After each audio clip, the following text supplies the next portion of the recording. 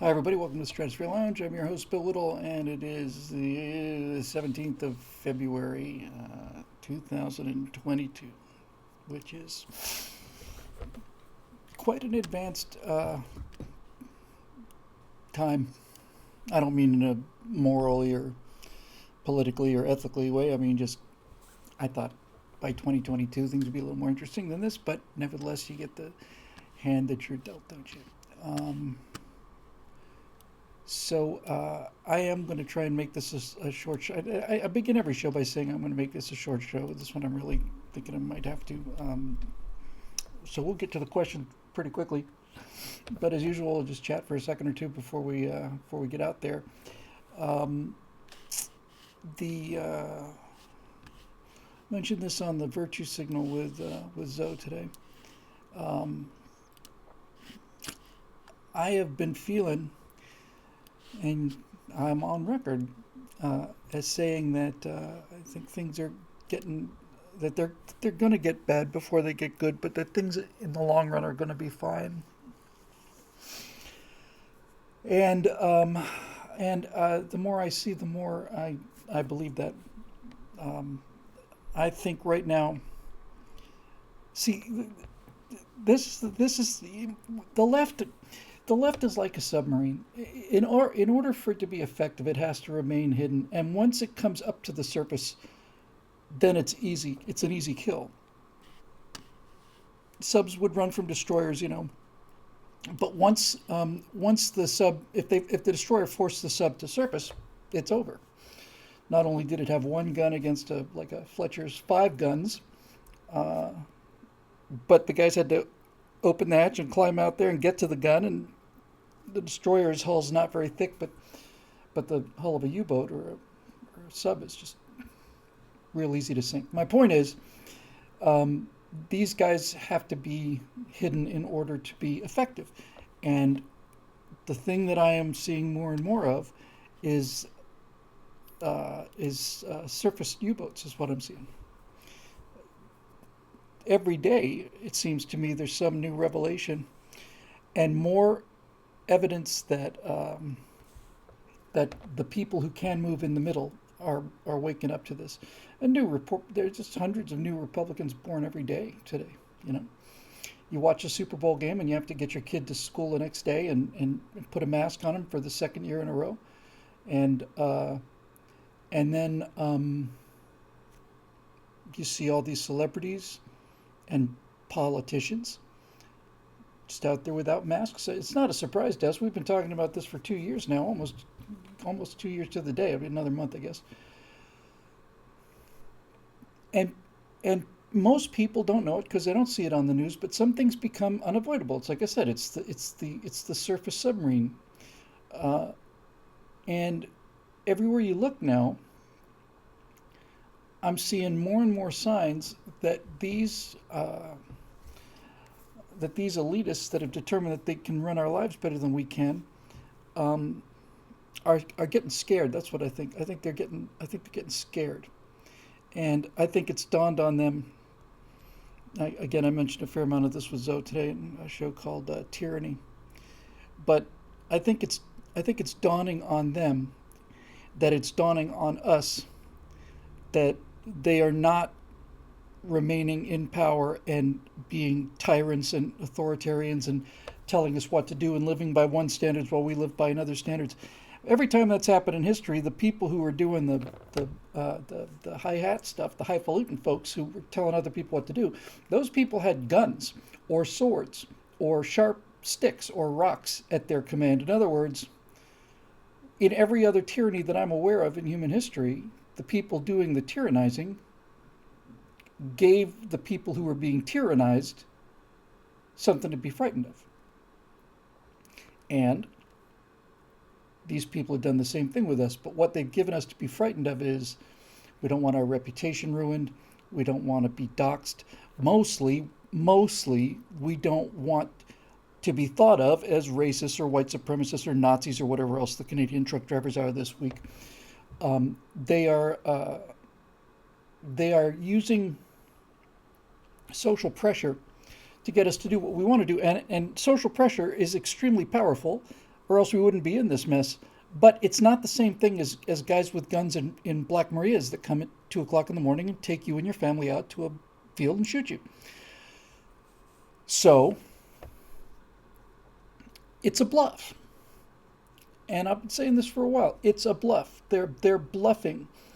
The bluff has worked for quite a long time, but now it's starting to fray, and I really think it's starting to fray faster. It's kind of like taxes, you know. Everybody,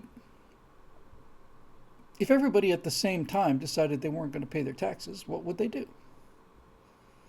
I mean, what would they do? The person organizing that would be probably in trouble. But if just spontaneously, let's just say, people just woke up one day and said, "No, I'm not paying income tax anymore. I'm tired of it." What could they do? Arrest the country? Seriously, what could they do? This is kind of what's going on with the truckers, you know. I heard they arrested the guy who organized the demonstration. In the still I saw, he looked like he was expecting to be arrested, and God bless him. But they can't arrest all of them, and the more pressure and the more force they use, the more people wake up. The more people wake up, the deeper they get. And the deeper these tyrants get, the more desperate they become. And then they start doing more and more desperate things, using more and more power to hold on to the power that they had that's slipping. And every time they grab for power, in order to prevent their power from slipping away, more and more people become aware of not only what these people are doing, but who they are, what they are. Hillary Clinton, I hate to give away the whole virtue signal, but I'm going to do it anyway. Hillary Clinton is looking scared to me. And again, as I said to Zoe, Hillary Clinton is for me personally really a litmus test of the state of the country, because there's no question about her guilt with the 30,000 emails that she didn't turn in, the fact that she tried to hide them, erase them, bend, spindle, or mutilate them. That's not up for discussion. She's clearly guilty of those felonies, no question about it, none. And then all of the irregularities with the Clinton Foundation, and then now these revelations about, that, no, she did. She not only spied on her political opponent, which is what Watergate was about, but she actually spied on the President of the United States while he was in office. I mean, this is monumental stuff, and I know that nobody in the media is covering it, but I'm surprised it's as much of a story as it is, and I'm surprised that she's looking as nervous as she is, because Political Animal beat me to it. Just as I was about to say it, Political Animal 87, yes, in our comment section said, if justice cannot get Clinton, then there can be no justice. That's it. That's it. It's really that simple. So, if Hillary spends the rest of her miserable life walking free and gets away with it, including, I'm not saying she ordered this or anything, but I do find it odd that Jeffrey Epstein decided to kill himself during the 12-minute video blackout that just happened to spontaneously happen. So basically, if you can get away with murdering witnesses in front of the country, or having them murdered, obviously. And Benghazi, yes, and Marisha Dark just pointed out Benghazi, but that's practically ancient history now. If you can get away with that, and then just simply go on through life, then that's telling me and you, and worse, it's telling people like Gavin Newsom and Nancy Pelosi and all the rest of these people that they can essentially do whatever they want to if they have a D after their name, because the press is on board and the big story is more important than the little story, right? The narrative, and they don't even believe in the narrative anymore. Now it's just plain graft. The Bidens are a crime syndicate. This is not up for discussion. This is not speculation. The evidence is it's not only there. There's photographs of it on Hunter's laptop and elsewhere. We're going to make this deal with the Chinese. I'm going to influence my dad to do something that the Chinese want. Dad does it. The big guy gets his 10%. It's treason for money, and And so all of this, to me, basically comes down to Hillary Clinton. Not that she's the cause of it, but she is the actual litmus test. For those of you who perhaps may not have actually had any chemistry at all, a litmus test is a way you test for the pH, the acidity level of a liquid. There's a little piece of paper called a litmus, and it's set up to have a certain pH, and you dip it in the water, and if it's above a certain pH, it changes from red to blue or whatever the hell else it did. It's a way of measuring the true state of things.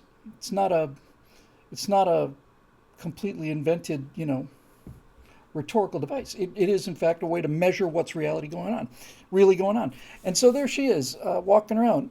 If Hillary Clinton is scared now, even if she's free for the rest of her life, even if she's only scared for a couple months, that means we're not done. I don't ever think we're done, by the way. But if she's scared, and she looks scared, then okay. Now, sorry, I'm having problems. Tiki Rocket said, quote, Hillary is untouchable, nothing will ever happen to her. I agree, except that I think the chance of something happening to her has gone up. And Lady Hawk says that she spoke at the Dem meeting today and seems pretty defiant. She'll go from defiant to outright outrage. Believe me, this is what these people do when they're caught. They immediately counterattack and try to, you know, to throw the spotlight. It's what the whole collusion with Russia thing that they invented against Donald Trump was about. It was a preemptive attack for treason, right? We've all committed treason, and we're all breaking the law, and we're going to win this election, obviously, so we can commit more treason. And then the American people get up on their hind legs and they elect Donald Trump by a margin greater than they possibly could have imagined. So even the cheating couldn't get them there. So they got Donald Trump, and then they realized, okay, now somebody's not playing according to the plan. And they started to get worried. So what happened? And I mean, in the day, 3 days after the election, forget the inauguration, he's still months away from being president. 3 days after this catastrophe, after she sobered up, there's evidence that Donald Trump is colluding with the Russians. And if you listen to lefties, that's what they believe, that he's a traitor who was paid for by the Russians. And so the big lie keeps on rolling. The guy who is the one who's going to put the traitors in jail is accused of treason. And given the magnifying power of the mainstream media, it works. Or it worked. Anyway, back to the Hillary thing. If she were just sailing through life without a care, just stay with me on this, because I'm trying to find the positive in things, and that's not wishful thinking, it's just hard. If I got the sense that she didn't give a damn, then that would be because she believes that she's absolutely untouchable, and that means the situation's very bad. If she's nervous, then that means that there's at least a chance that there might be consequences, because she's the one who's on the inside pulling the strings, and if the person pulling the strings is a little bit worried, then that's because there's a reason, and the evidence is overwhelming, and it's going to just keep coming. So, does anything happen to her? I don't know. If I had to guess, I'd say probably not. But nevertheless, it's encouraging, and these people are not going to have the Congress forever. So, I think in November they're going to take what might be the biggest shellacking in the history of the country. And if that happens, and there are huge, especially if there are I mean, it's not inconceivable, it's not likely, but I wouldn't be surprised. If there are veto-proof majorities in the House and Senate, then she's in for some jail time. So it's a sign of hope. Um, Let me talk real briefly about what Wazard pointed out. Have I seen Nerdrotics Leaving California latest video? Bill, it's a masterpiece. So I listened to it on the way into the studio today, and when I got out of the car and sat down at the desk, the first thing I did was write him an email and say, "Hey Gary, I just listened to your show, and I thought it was great. And if you have a slot for me, I'd love to come on and talk to you about why this is happening. We all know it's happening. Everybody knows it's happening. Why? Not many people know why. And since it's all part of the pop culture thing, and since politics is downstream of culture, basically, I've said this many times before, the reason Gavin Newsom let San Francisco deteriorate to the point where there was human feces in the street was because regular people had to walk through the human feces and he didn't. And that's why he wants everybody to wear a mask, because everybody has to wear a mask, but he doesn't. And everybody has to shut down their business except for those businesses that Nancy Pelosi may need in order to maintain the titanium outer hull, and so she can get a haircut or a dye or whatever, right? So why? It's people think that they do these things in order to get power, but I think it's really much truer to say they get power in order to do these things. This is the payoff for them. This is the jollies for them. This is what makes them happy, and it's the only thing that makes them happy. So we'll see. Anyway, Gary at Nerdrotic basically said, the day that I've been looking at this picture for like, how long now? 20 minutes? And I knew there's something wrong with it. It's just like it's like the Riddler's on camera. I got this Dutch angle thing going on here. Look at that wall. Should be never hard. Although it's a fisheye lens. That seems a little better. By the way, I don't know if you were aware of that, but on the old Batman show, anytime that a criminal was on camera, you got a Dutch angle. Every time that the Riddler was on camera or whatever, the room would be shot like that.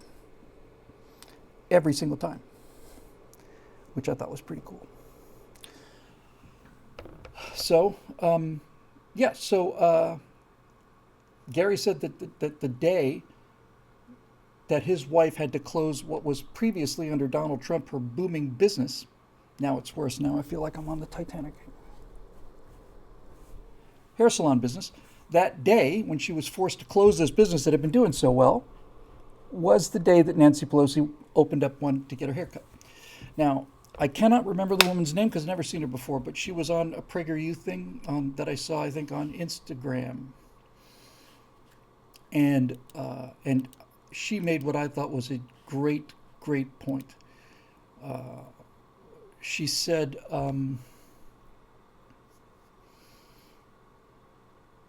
there was a Batman versus Two-Face with Bill Shatner as Two-Face? Really? Good Lord. But what this woman said, this obviously conservative woman said, look, here's basically the numbers. Half of the gross domestic product in this country, which is, I don't know what it is now, trillions and trillions and trillions of dollars. Half of them, almost exactly half, comes from big businesses. And the other half comes from small businesses. And I forget the numbers, but I want to say that there's something like 20,000 big businesses. And big business doesn't mean, necessarily like, Google. Like, FedEx is a big business and, things like that. 3.5 million big businesses. 20,000 big businesses versus 3.5 million small businesses. And that's how the thing is balanced. To be perfectly honest with you, that's a lot more big businesses than I thought there were, but in any event, that's what she said. And she said, so if you're a politician and you want campaign funding and all the rest of the things that you need money for, including taxation or offering the ability to get away from taxation, then do you think it's easier to deal with 3.5 million highly individualistic people, or do you think it's easier to deal with 20,000, which really means 200, which really means 20 big businesses? If you can convince them, if you can convince that 20 of the biggest businesses to go along with anything you want, like for example, here's gotta click this link. So Shatner, and I'm not gonna watch it now. Oh, okay, it's animated. That doesn't count. Because I was pretty sure I would have remembered seeing that. So basically, why don't we do this? Why don't we put what's the matter with me today with this camera's driving me nuts? Why don't we put more and more of the people that had small businesses that created half of the wealth in this country on any given year? Why don't we lock them down? Because what big businesses have that small businesses don't have is resources. A big business can lay off 50,000 people, and those people will suffer, but the people running the business won't care. I used to think that they did, but I don't anymore. But a small business can't do that. And every day that the lockdown continued, just another hundreds of businesses that just said, today's our last day. We can't do it. We're out of money. And we got to close. So it was, at the very least, it was very beneficial. This pandemic was very, very, very beneficial to people like Bill Gates, and not so beneficial to people that run the hair salon, unless it's Nancy Pelosi's hair salon, in which case I'm sure they're fine. And Tiki Rocket says this is also how regulation kills small business. Exactly. Small businesses, like this one, do not have the resources to fight this thing. And this is how they can get away with it, too. I mentioned a little while ago that they're bluffing, that the threat of force that they use, including jail time and arrest and so on, is essentially a chimera. Essentially, it's an illusion and a bluff. When a month into the pandemic, April of 2020, we started to see the data. I remember so clearly saying, "Oh, somebody finally remember doing this during the Chronosphere Lounge."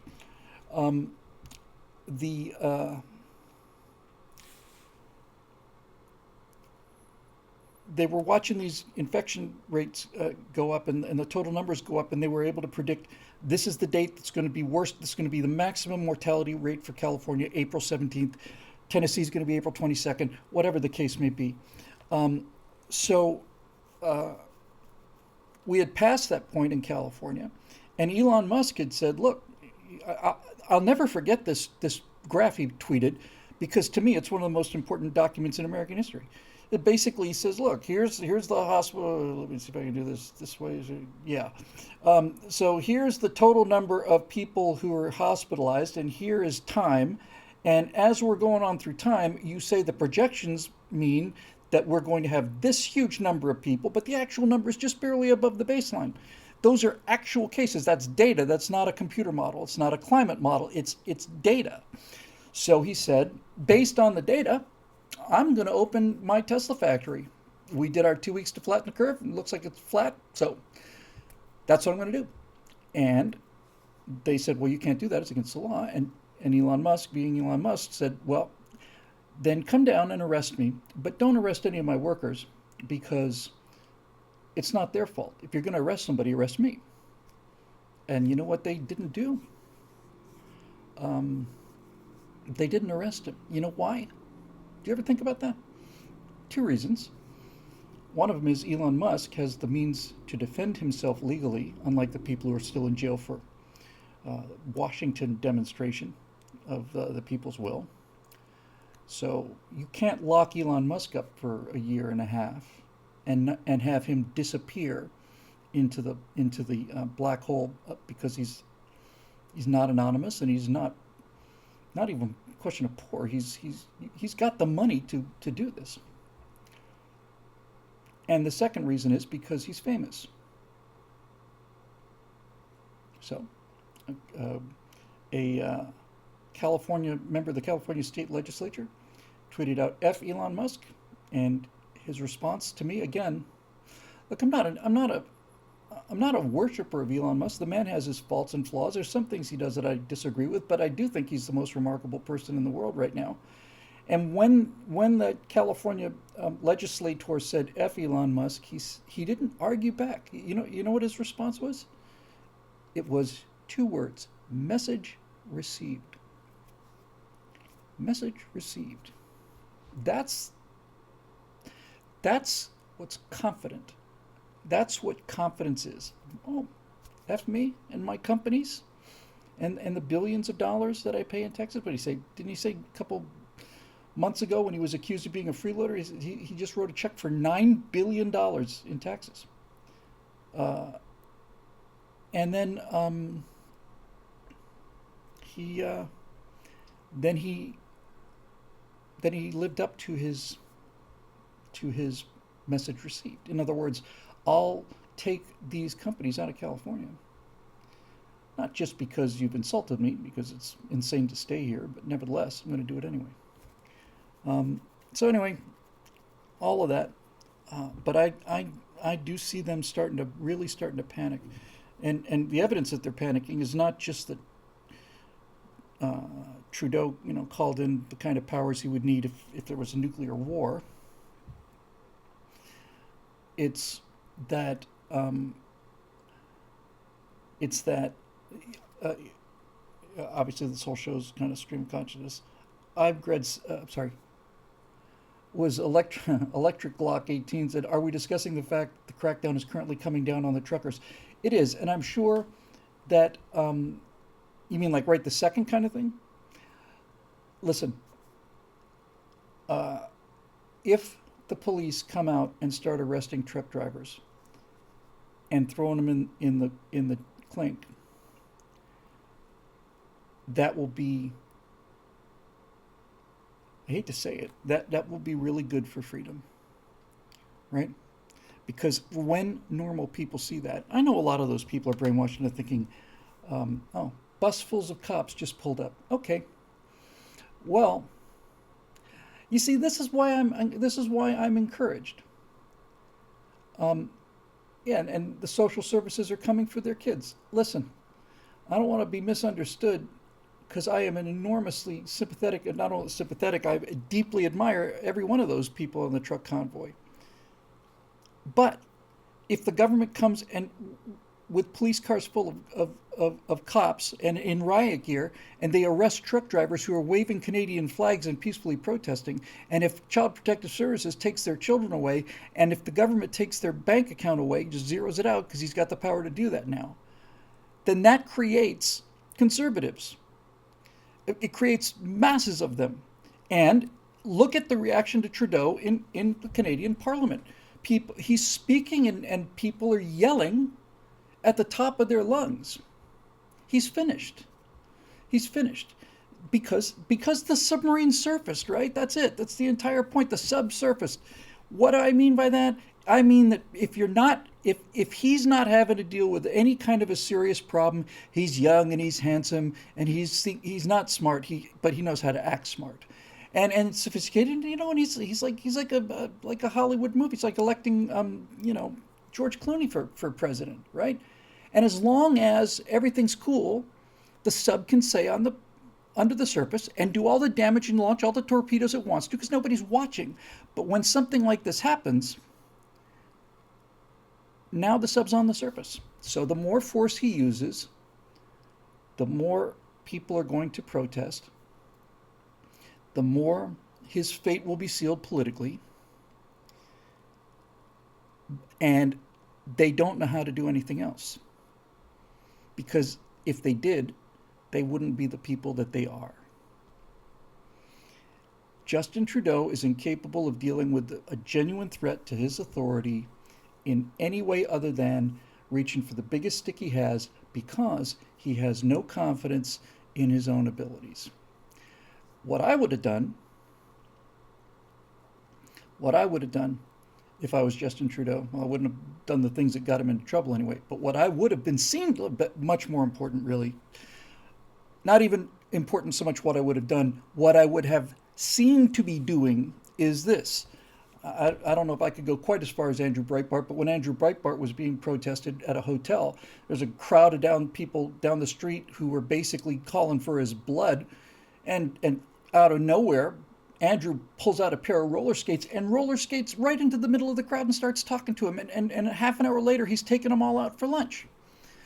That's because Breitbart knew he was right and knew how to defend himself it, rhetorically. And if I was Justin Trudeau and there was a big old line of truckers out there, I'd make sure the TV cameras were on. If I was a politician, that's what I would do.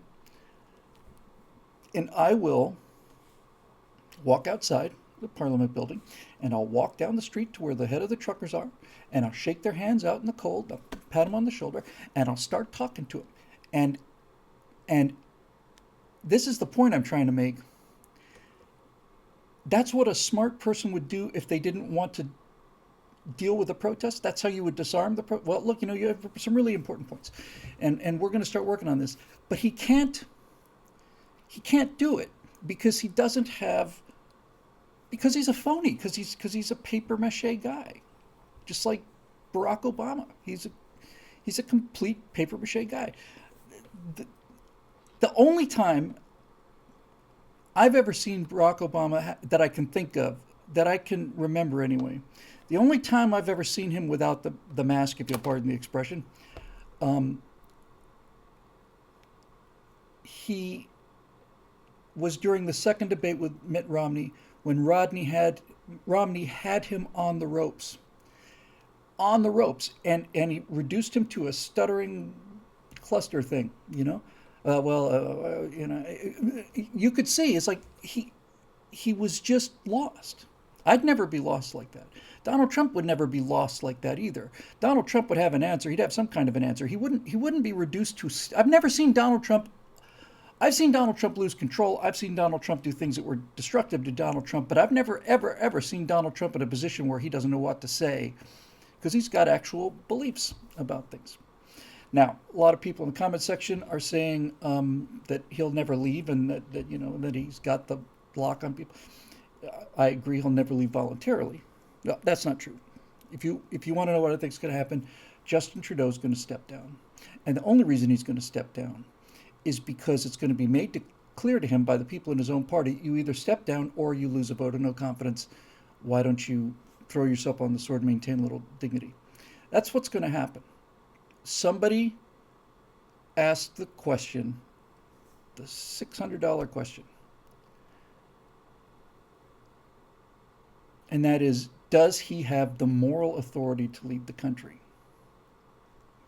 No, he does not. He does not have the confidence of the people.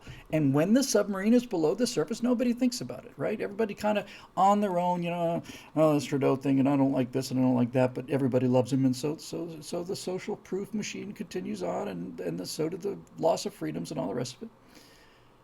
But when the sub comes to the surface, and you see what you're really dealing with, you see a very shallow, very scared guy running away from the only real problem he's ever faced,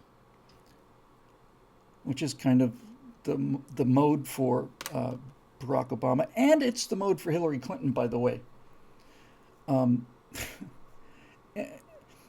defining Hillary Clinton moment is that if you want to know what kind of person she is, really is, indisputably without speculation, all you have to do is go to election night of 2016, where her supporters are, honest to God now, not rhetorically, they are standing out in the snow and the rain, waiting for her to come out and give her concession speech, and she doesn't do it. I think she's the first candidate in history who didn't really do it.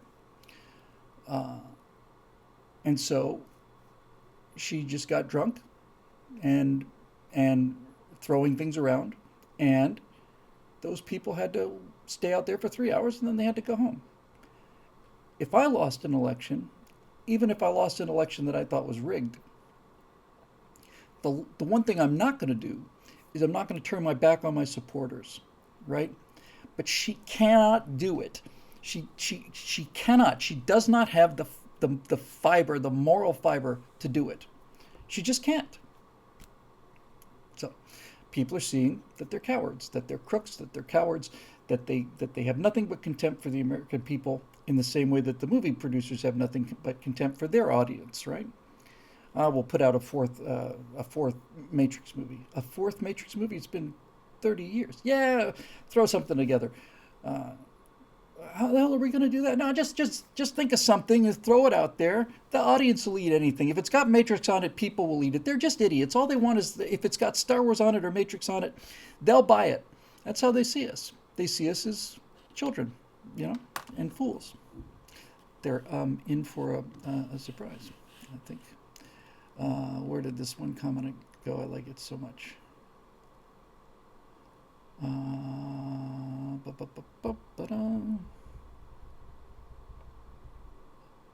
Sorry, I just remember. I just wanted to read it because I thought it was funny. Oh yeah, thank you, Mr. Tomes. My favorite line from one of my favorite movies. This is what Lord Wharfen should say to Justin Trudeau. I am sure in the miserable annals of the earth you will be duly enshrined. I don't know what accent that was, but I love that line. I'm sure in the miserable annals of the earth you will be duly enshrined.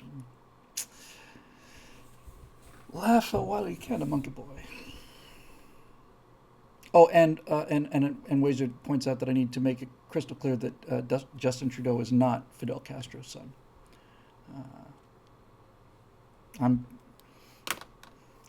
Look, since we're here, right, and we're knocking back a few. This I'm not going to say publicly because I don't have the actual evidence. But if you ask me, I would say yes, of course he's Castro's son. There's a picture of his mom making moon eyes at Fidel. His dad looks nothing like him, and his dad looked like that. And I'm pretty damn sure that Barack Obama's father was Frank Davis. That's who they look like. In a world that made sense, you would be able to ask for proof of these things. And yes, it's an invasion of privacy. And no, you shouldn't have to ask a citizen. But if you want to run for president, you should be willing to do all these things. Would you be willing to take a cognitive test? Yes, absolutely, I would. What about a deep look at your personal background? Well, obviously, if you can't pass a security test, Barack Obama would never pass the lowest level of security clearance. And so we'll make him president of the United States. If you can't pass the kind of security clearance that you need to do the very, very lowest level work, then you shouldn't be president. You're done. That's it. Disqualified. So, there you go. Oh boy. CP Tomes are saying something through an oxygen tank and a cannula oxygen cannula for wife. The Chicom bioweapon head cold variant is running rampant in the house. I feel for you, brother. I really do. I don't know how far along it is, and I don't know which variant you've got, but no matter how bad it gets, it will get better.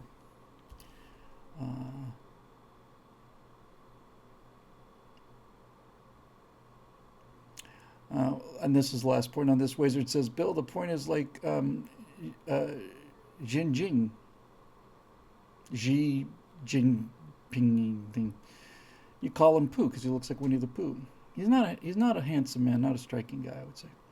We use Justin Trudeau as a test of dictatorship. If he bans or censors mentions of this, he fails the test. That's it, really, pretty much. If you're challenged and your first response is to silence or censor people, then you're a tyrant. You're an authoritarian. You have no moral authority to rule, and you're terrified. You're afraid. Xi Jinping. All right, let's get to the gusto here. As usual, we will do the BillWhittle.com members forum questions first, and then we will go to Facebook. I am logging in now. Member forum.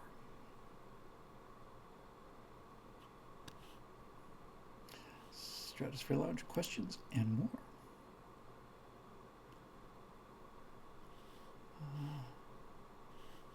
There's a forum thing I wanted to check earlier, but I haven't had a chance to. It was PJ O'Rourke.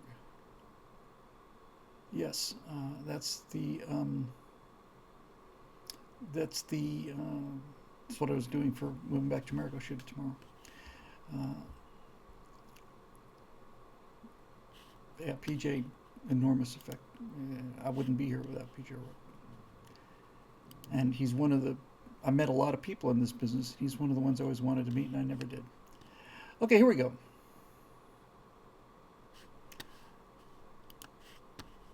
Yeah, sorry, 1 second. I'm going to move these little boxes around so that I can maintain my desktop of doom here. Hang on 1 second. All right, here we go. Okay, now I can see the comments as well.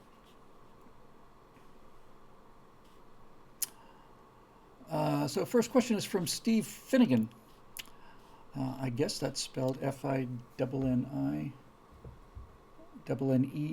spells Finnegan. How do I remember that? I'm just old enough. While I was a 3-year-old in New York, I remember people singing that song. Anyway, he says, I'm a bit surprised I haven't heard anything about this on the site. 2 6-foot-something Canadian police officers take down a 78-year-old, 4-foot-something old man for honking his car horn. Admittedly, the journalist was something of a jerk, but perhaps that's his function in all this. By the way, I understand what is prohibited is honking of air horns or train horns, not car horns. If true, then the old man was innocent. This is not a legal opinion. I'm not a lawyer. I'm not a Canadian lawyer, yada, yada, yada. This has to be devastatingly bad image for the Canadian police. It is. It's a devastatingly bad image for the people that rightfully pride themselves on being the most tolerant and polite people in the world. And arresting that pastor a couple months ago, who shamed the police out of his church. He's pulled over on the highway and arrested on the street because he stood up to the government. This is the submarine surfacing. This is watching the conning tower start to emerge from the water, and the little ramming grill that they have on the front of a U-boat, that little saw thing. It's like it's starting to break the water, and people are seeing this. They're not seeing it the way they would see it if it was covered fairly, but nevertheless, there it is. Yes, 6-foot-tall Canadian police officers pulling a 78-year-old man down to the ground is the end of Justin Trudeau, because we're not as far gone as we think. So there you go. I saw Arthi Pauluski. That's he's the pastor, right? And they denied him bail this time. Okay, they're going to throw him in a dungeon. Okay. Shelby Foote said in the Civil War, he said, a lot of press abuses and people sent to jail for reasons that maybe they didn't deserve, inciting riots or inciting whatever. And they were sent to a dungeon, and Shelby Foote said, but sometimes a dungeon's not a bad place for a patriot. And I thought that made a lot of sense. So I don't want to see anything bad happen to any of these people. I saw the most amazing thing, disgusting thing I've seen was a week ago, where it was looked like a parents' meeting, a school board, and everybody in there had a mask except for one guy, and these two big, I think they were private security guys with no legal authority, grabbed him out of the chair, shoved him out the door. Okay, bring on. You don't have the moral character to honestly deal with opposition, because if you did, you'd be a conservative. So when the people start to rear their ugly heads, brave Sir Justin ran away.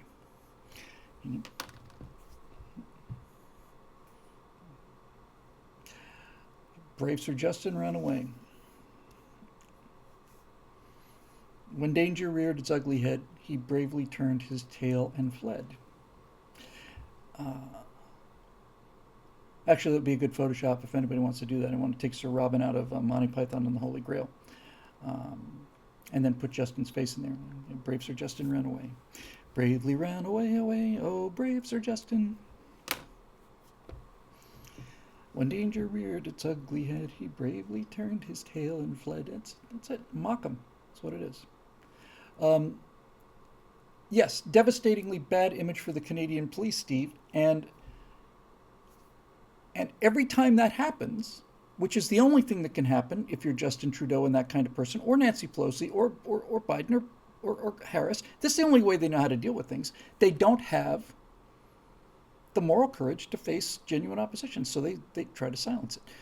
But when that happened, and when people saw it, they became conservatives, like that. And that is getting to be a bumper crop. So anyway, Grayson Beckman. Who?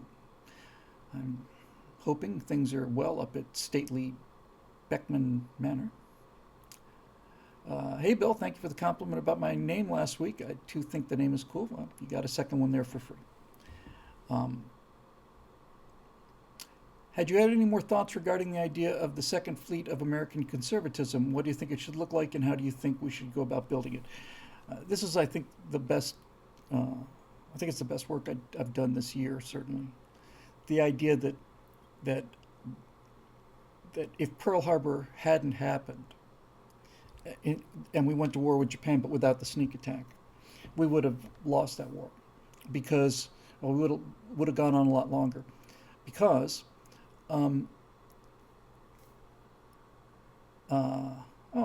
Dave Big Booty is listening from the wilds of central Wisconsin.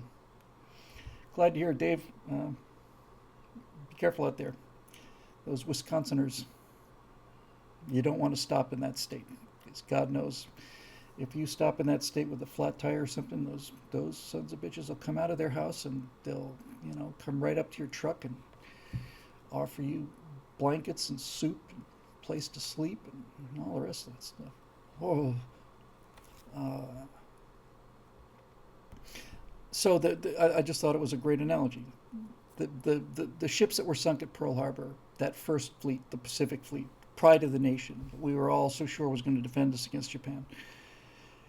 If that fleet hadn't been sunk and had gone out to sea, the Japanese would have eaten it alive. They were old, slow, undergunned, under-armored, underpowered, big, fat, obsolete battleships. The Arizona, I want to say, was commissioned in 1916. It was commissioned during the First World War, the Arizona. The things like Yamato, or even old Japanese battleships like Fuso would have eaten it for breakfast. So, just to reiterate the argument for those of you not familiar with it, I said sinking the fleet in the Pacific was the one thing that guaranteed American success, because two things. One thing generated two things. Sinking the fleet in the Pacific did two things. Number one, it made us very, very angry. That was really important. And the second thing it did was it destroyed the obsolete weapon that we were counting on. And that was a real blessing. Again, just to recap, and to give credit where credit is due, absolutely heroic, crazy, brilliant work on the part of divers and construction workers and engineers. By the time we got into the final push on Japan, I think 5 of the 7 battleships that we had there were back afloat.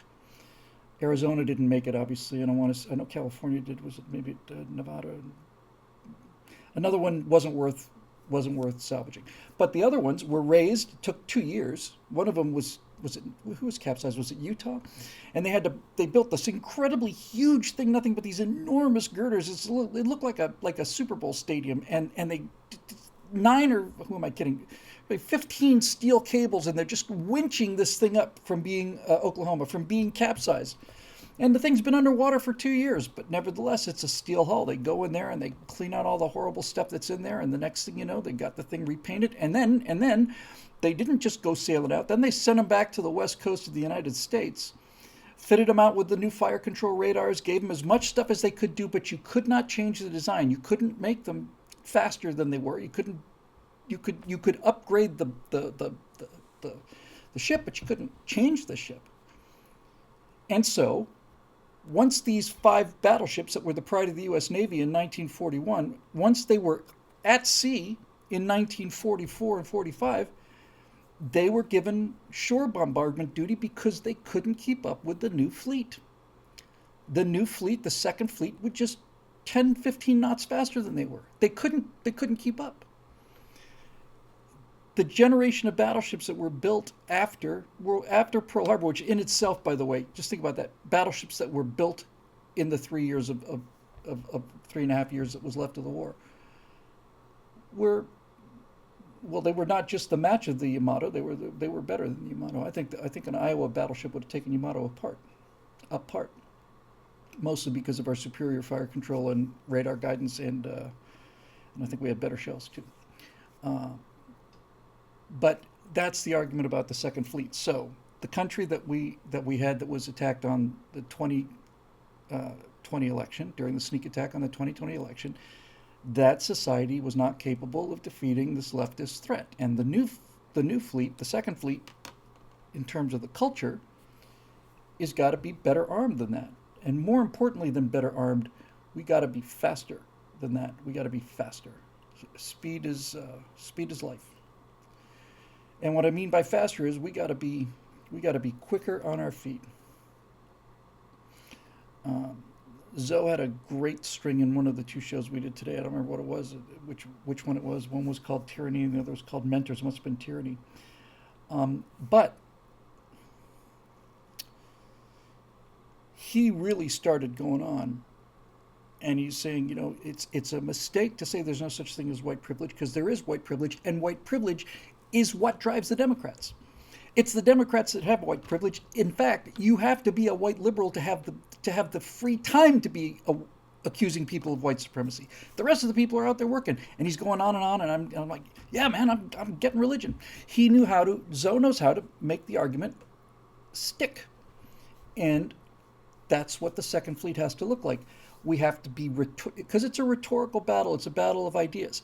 So the second fleet, the society that can defend itself against the left, has to be able to match the left in rhetoric, not in firepower, not in guns, not in preparedness, in rhetoric. In rhetoric. That I did not know. Tettleman. Repairs on USS Heermann after Lady Gulf took 1 month and then back in the fight. There were 3 Fletcher-class destroyers during Taffy 3, and the escort, and the rest were made up of destroyer escorts. Heermann, Hull, and Johnston. Johnston and Hull went to the bottom. Heermann got the living crap beat out of it, but stayed afloat. And I did not know this, but I find it now that they patched her holes and put her back out into combat where she belongs. Wizard says your second fleet is coming from Trump's Truth Social Network. We'll see. The problem with the new network is the network effect, and that is, for it to be effective, you have to have people joining it. And if nobody's there, then nobody wants to be there. But nevertheless, I think we'll see. He's got enough name draw to bring some people to it. I'll tell you one thing. If he's hosting videos, we will definitely post them there, that's for sure.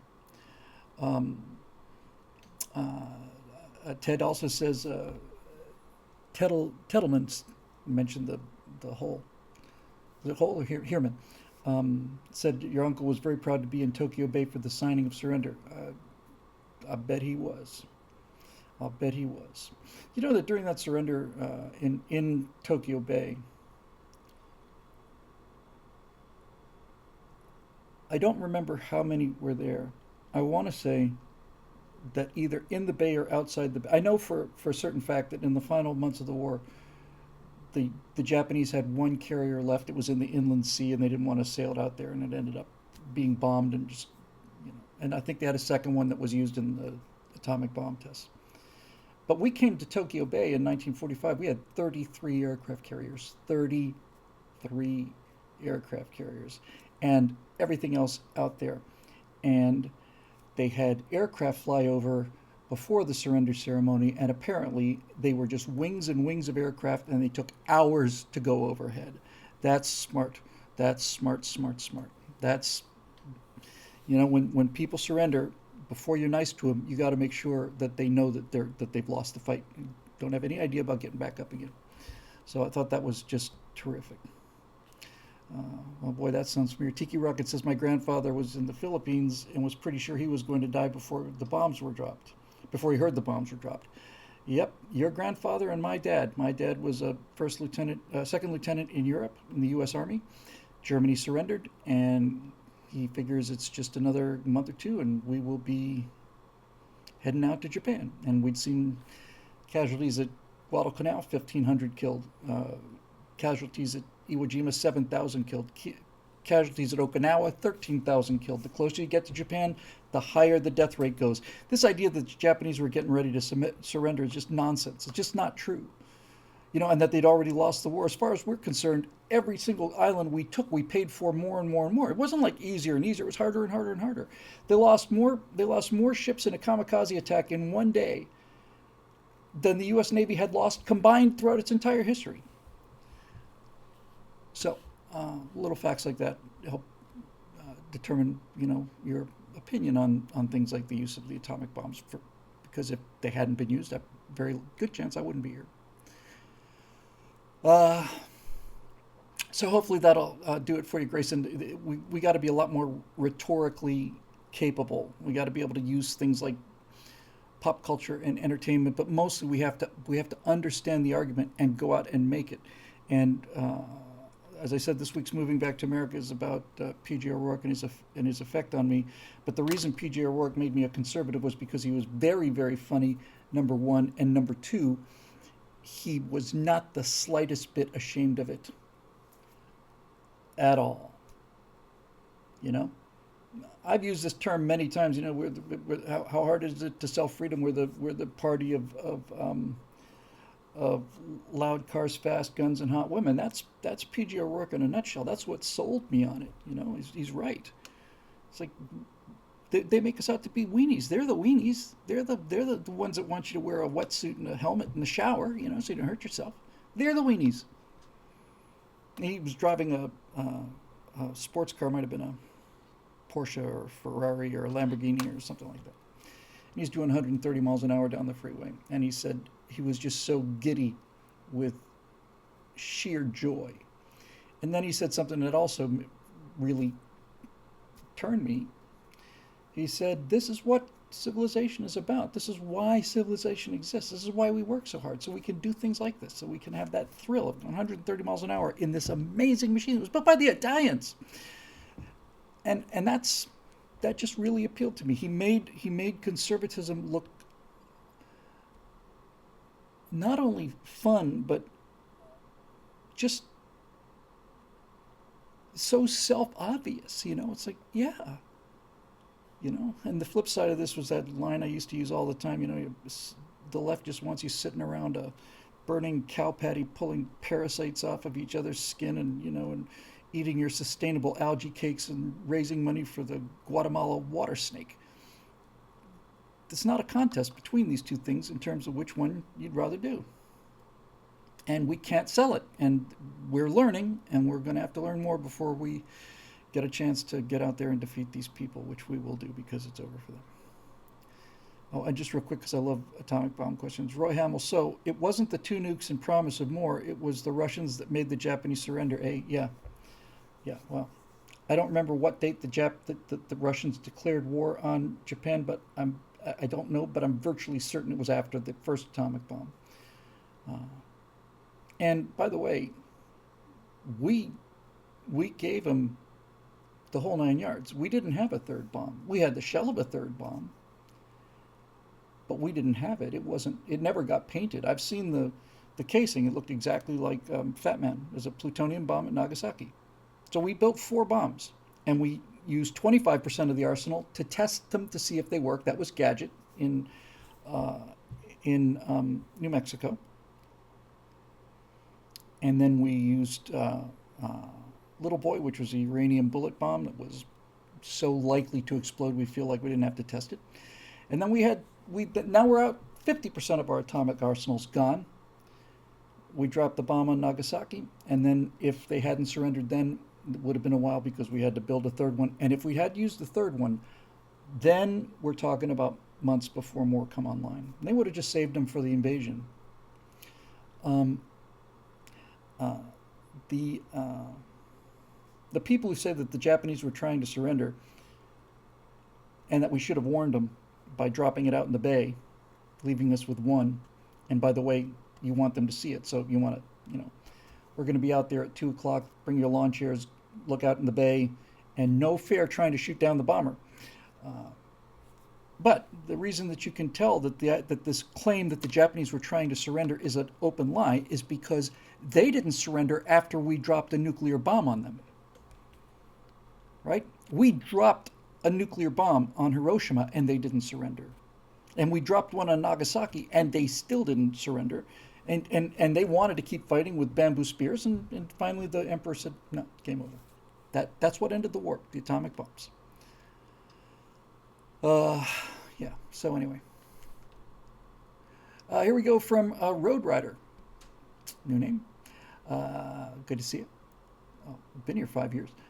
Given the cluelessness of our present administration, what's presenting the CCP, the Chinese Communist Party, from continually having accidental oopsies and other viruses, and this time targeted? There is nothing I would put past the CCP at this point. This is my great fear. It's not even a fear. I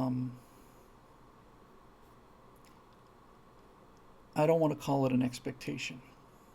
Let's just say this.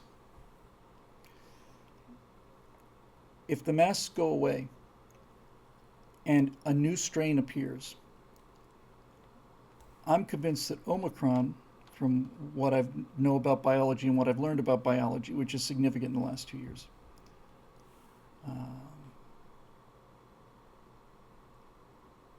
yes, I did miss Ian Nolan's question. Thank you, Marisha. I'll get to that next.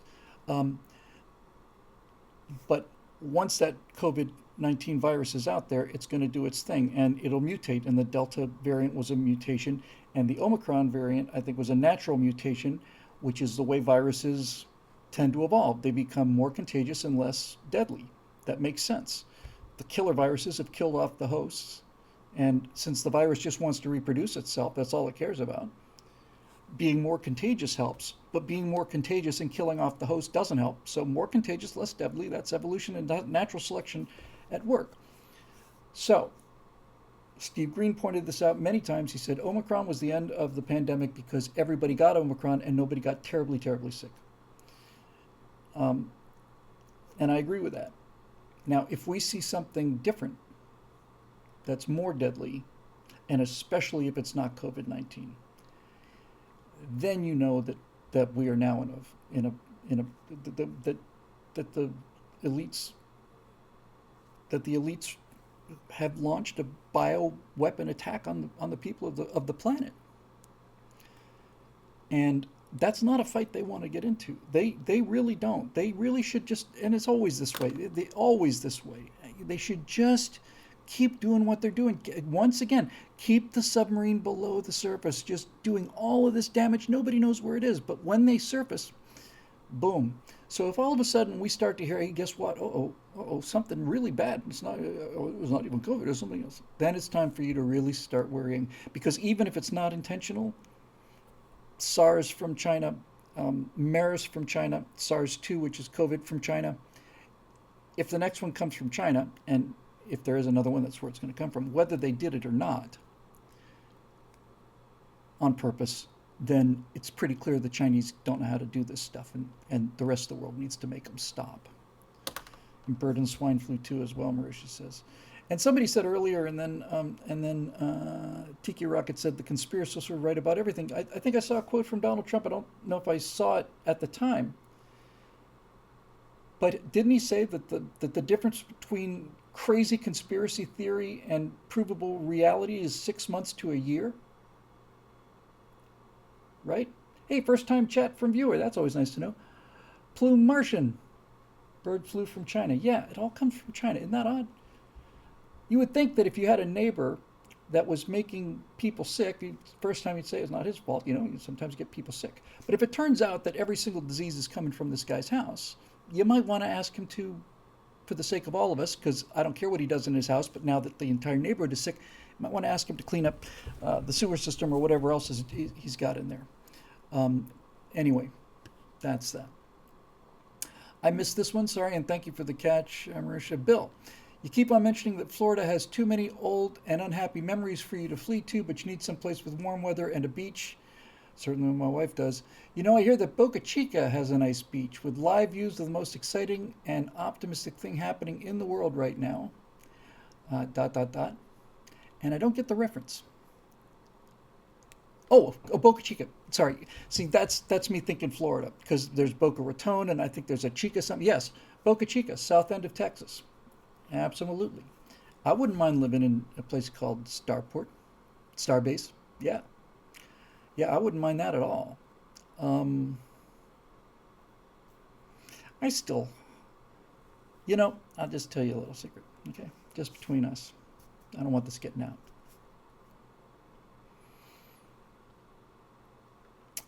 I have to. Did I tell you the suit got here? The suit I've been waiting for. It's here. Uh, I can't get it to see the network.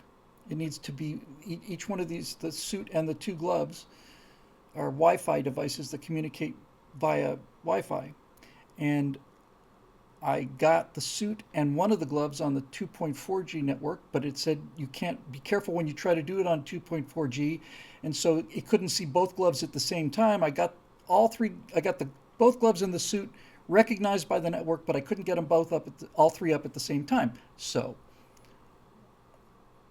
okay, I tried to do it on 5G. Can't get it to look at 5G. So I ordered a new router. It'll be here tomorrow, and I'm going to put in a router that sits on the other box, and it's going to be just for this. That's all it is, nothing else on it. And if that doesn't do it, I'll be a little upset. But I did get the suit on, and I did do a couple of little tests, and it looked really good.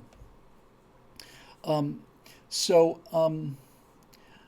I bring this up to say I need to finish obviously the pitch for the D is for Dungeon animation. And I've been waiting for this, so hopefully we can see some real progress now. But either after that or somewhere in here, I'm really thinking this year,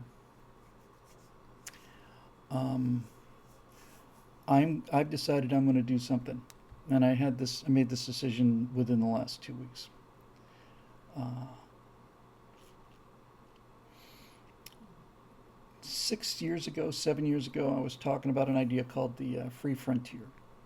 And it was the idea of crowdsourcing a space program because I was just sick of nothing happening. And then along comes SpaceX, and it's like, yeah, okay, that's a bigger vision than I had. And I had a pretty big vision. But when I was thinking about this idea, I had the idea for a TV commercial. And the TV commercial was going to be, you see the captions as 2028 or 2032 or whatever, and you see there's this kind of a more advanced lander than the Apollo lander on the moon, right? And you see this astronaut coming down, and he hammers in the flag, and then you pull back, and you realize it's the Chinese flag, and it's a punch in the gut for every American patriot. It's like, God damn it, And he's saying something about the Long March, blah, blah, blah, blah, blah. And it's like, look at this Chinese triumph and all these cutaways to Chinese people just crying with pride and tears. And then as he plants his flag, you pan over, and there's a couple of American astronauts leaning up against his rover. And, and in the background behind them is a dome that's got a casino in it. Hotel, recreation, loosest slots on the moon, this kind of thing.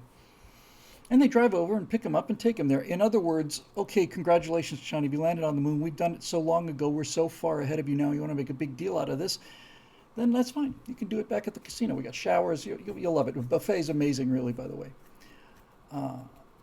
Anyway, I've decided, I don't know when, I'm not going to commit to the time, but I've decided that I'm going to make that commercial.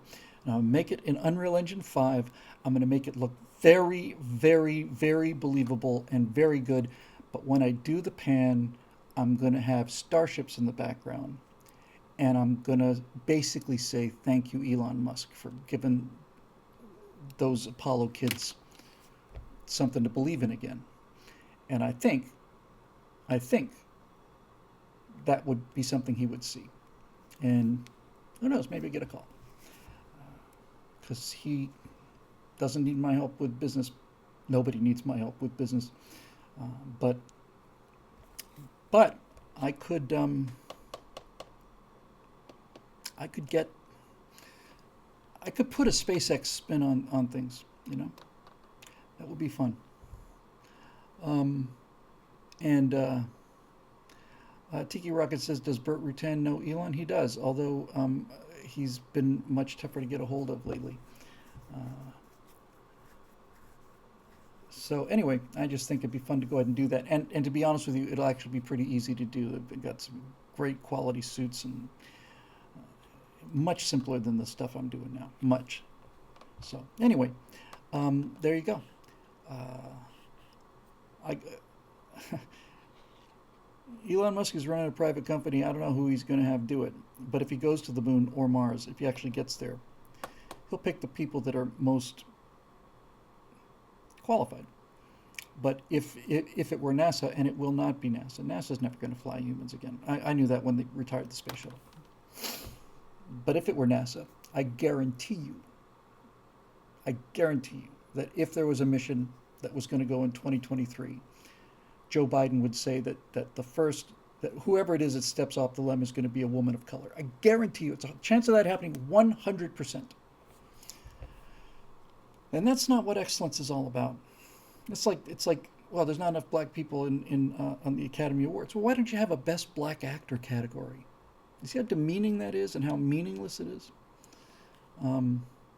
So anyway, there you go. Boca Chica would be nice, but Southern Texas, I've never been to. I mean, I've been to Cancun, but I've never been to the southern part near Galveston. I've heard it's awfully humid, and you know. On the other hand, I haven't been there, so let me see. Uh, but thank you for the suggestion, because it's going to be Texas or Florida. Um, okay, so I just did the one from Road Rider. Here's Henry Lumley. Um, all out narrative warfare. Hey, Bill, here's another idea I was thinking about today. Whoever the next Republican that takes the presidency needs to bring back the classic Reagan fireside chats, but with a very specific targeted purpose. We need the president and even red state governors to begin using their executive authority to demand primetime air from the major networks and use that time often, like every week or other 2 weeks, to take long-held Democrat media lies and destroy them absolutely and thoroughly. Take an hour and put together the ultimate takedown of a sacred Democratic lie with the facts and the truth that have been kept from the people of America by the media and those in power. We don't need the actual executive to give the presentation. I don't care if it's Trump sitting next to a fire playing PragerU videos, debunking long-held lies like the party switch, voter ID lies, Clinton corruption, Democrat China connections, or the Biden crime family. We need these presentations of the truth to come with a preemptive debunking of all the media fact-check talking points as well. Just imagine Trump sitting next to Dr. Carol Swan and her going through the entire history of the Democrats' lies on party switch, the KKK 1619, and the Jim Crow laws, show the official voting records from Congress, party affiliation and all. We need something drastic to break through the media empire of lies, to borrow a term from Clavin the Bald. Hang on a second.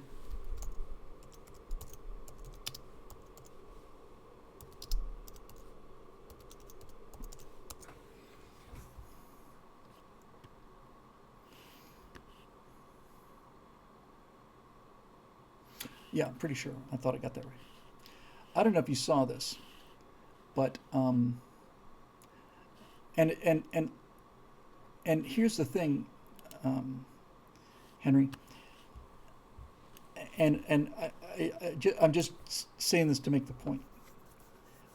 An hour-long fireside chat is First Fleet thinking. No one's going to sit and watch an hour of anything. I won't sit and watch an hour of anything.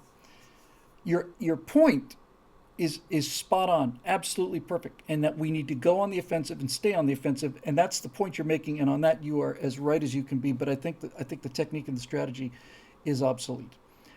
I'll tell you what's not obsolete. Two things come to mind. First of all, I don't know if you saw this, but um, again, let me know if I got any of the details wrong. My understanding is that when she called the Virginia Assembly to order, the black Republican Lieutenant Governor of Virginia, Winsome Sears, what a great name. Somebody had stolen her gavel. Ha ha! It wasn't a Republican. It must have been one of those tolerant, you know, non-racial Democrats. Left winger stole her gavel, right? Tunk, tunk, tunk. I now call the assembly to order. So you know what she did? She took off her shoe, and it was like a pump, and she used her shoe. She used like the stylish woman shoe, tunk, tunk, tunk. I now call this assembly to order. That is the A-bomb. It's the A-bomb. It's the A-bomb. It's unbeatable. She's unbeatable. And she's not unbeatable because she's black. She's unbeatable because she's black, and she is an example of the fact that it doesn't matter that she's black. She's an ex-Marine, all of that stuff. When she called that to order by taking, I guess it was a red shoe and banging the old, you know, pumps on the thing, I thought that is absolutely 100%. That's atomic. There's nuclear weapons. It's nuclear weapons. There's no fighting back from that for them. None.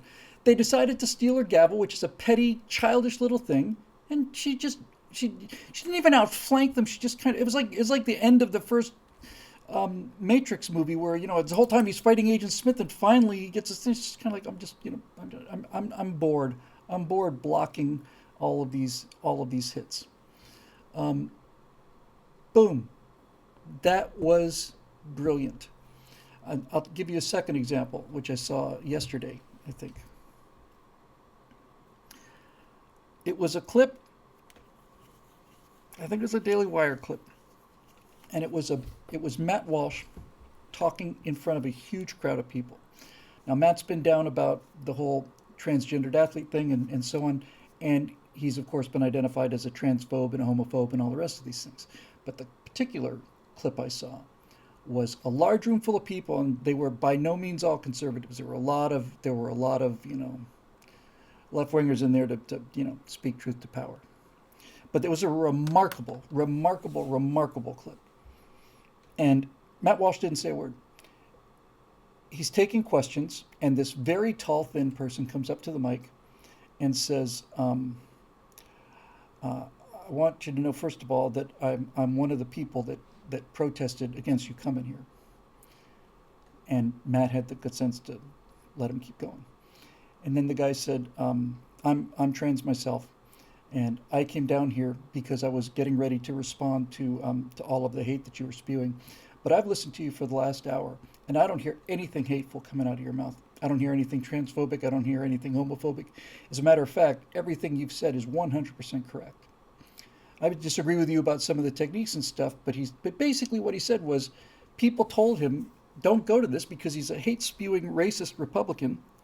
And he went, and he had the courage to stand up and say, I was wrong about you, and the people I hung out with were wrong about you.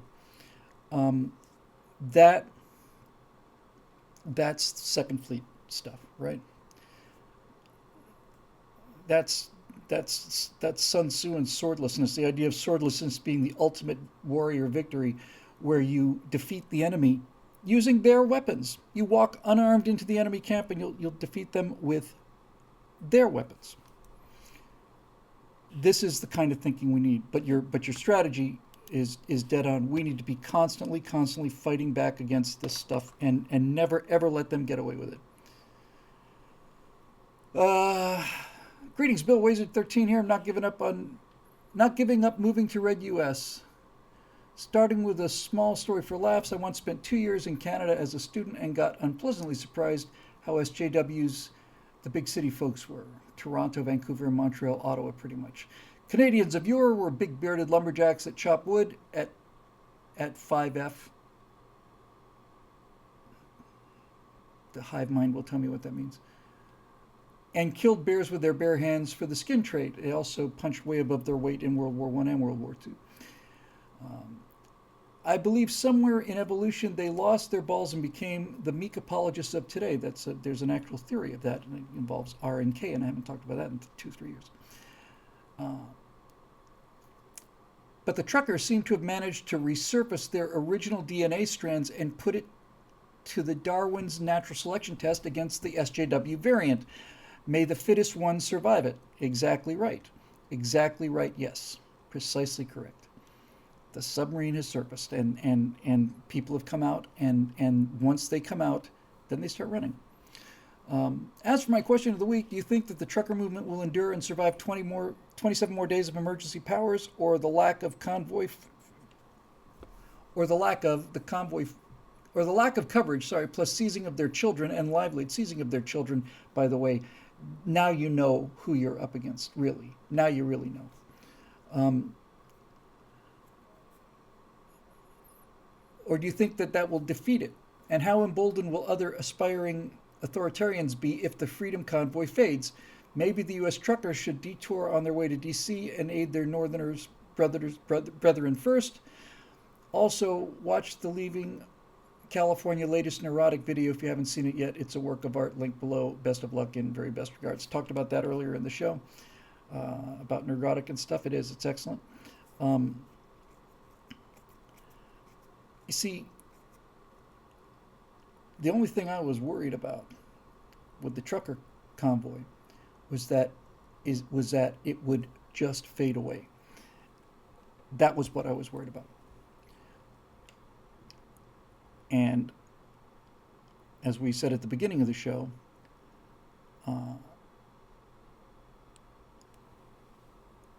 the more they crack down, the more powerful it becomes. If these people had any courage or conviction, if they were as smart as they were evil, like I said, Trudeau would have gone out there, shaking hands, arm around the guy. Let's go inside and talk. Promised him whatever he would have promised him, and then basically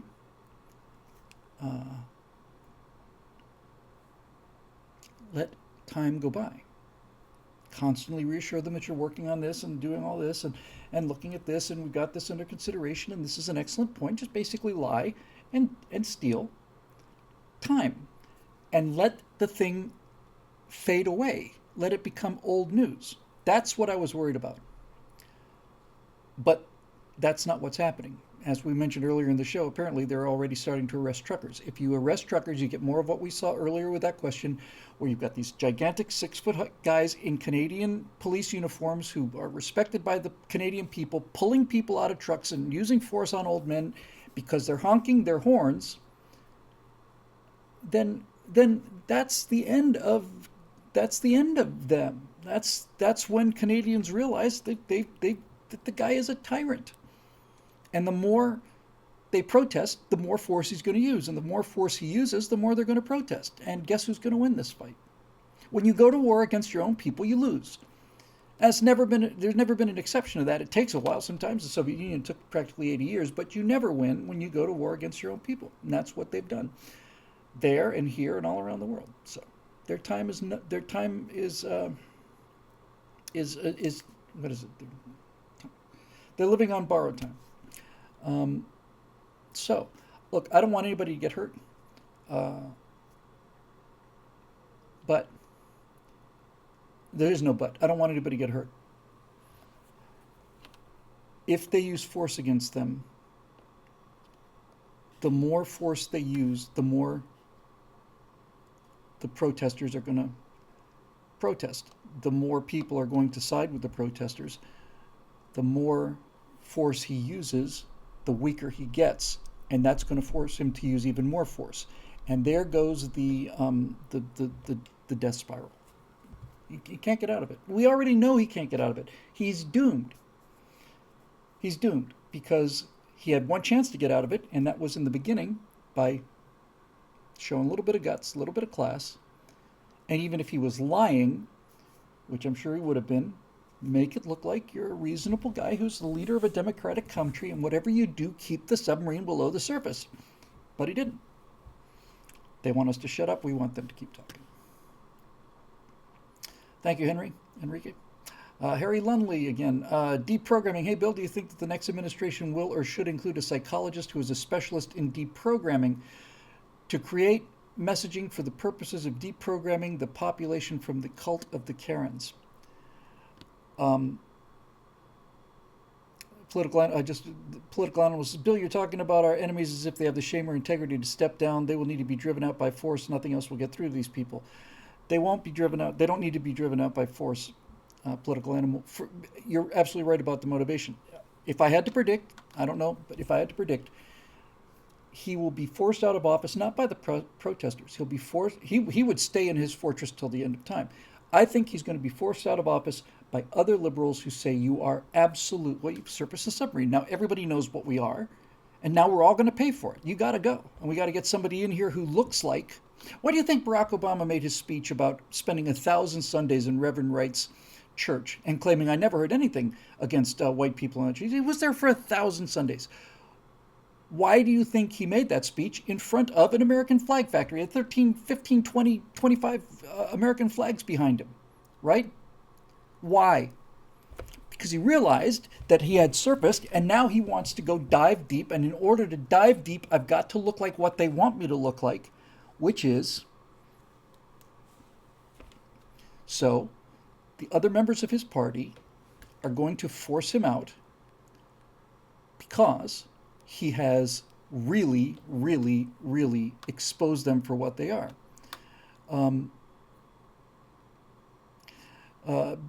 Bill, you do not know Canadian politics. Liberal Party is fully behind Trudeau, and they all defend him and the building of COVID concentration camps. I don't doubt that at all. I don't doubt it at all. But Canada had a conservative government for a number of years, because I went up there and spoke in Ottawa. And the table is tilting. This is my entire point, right?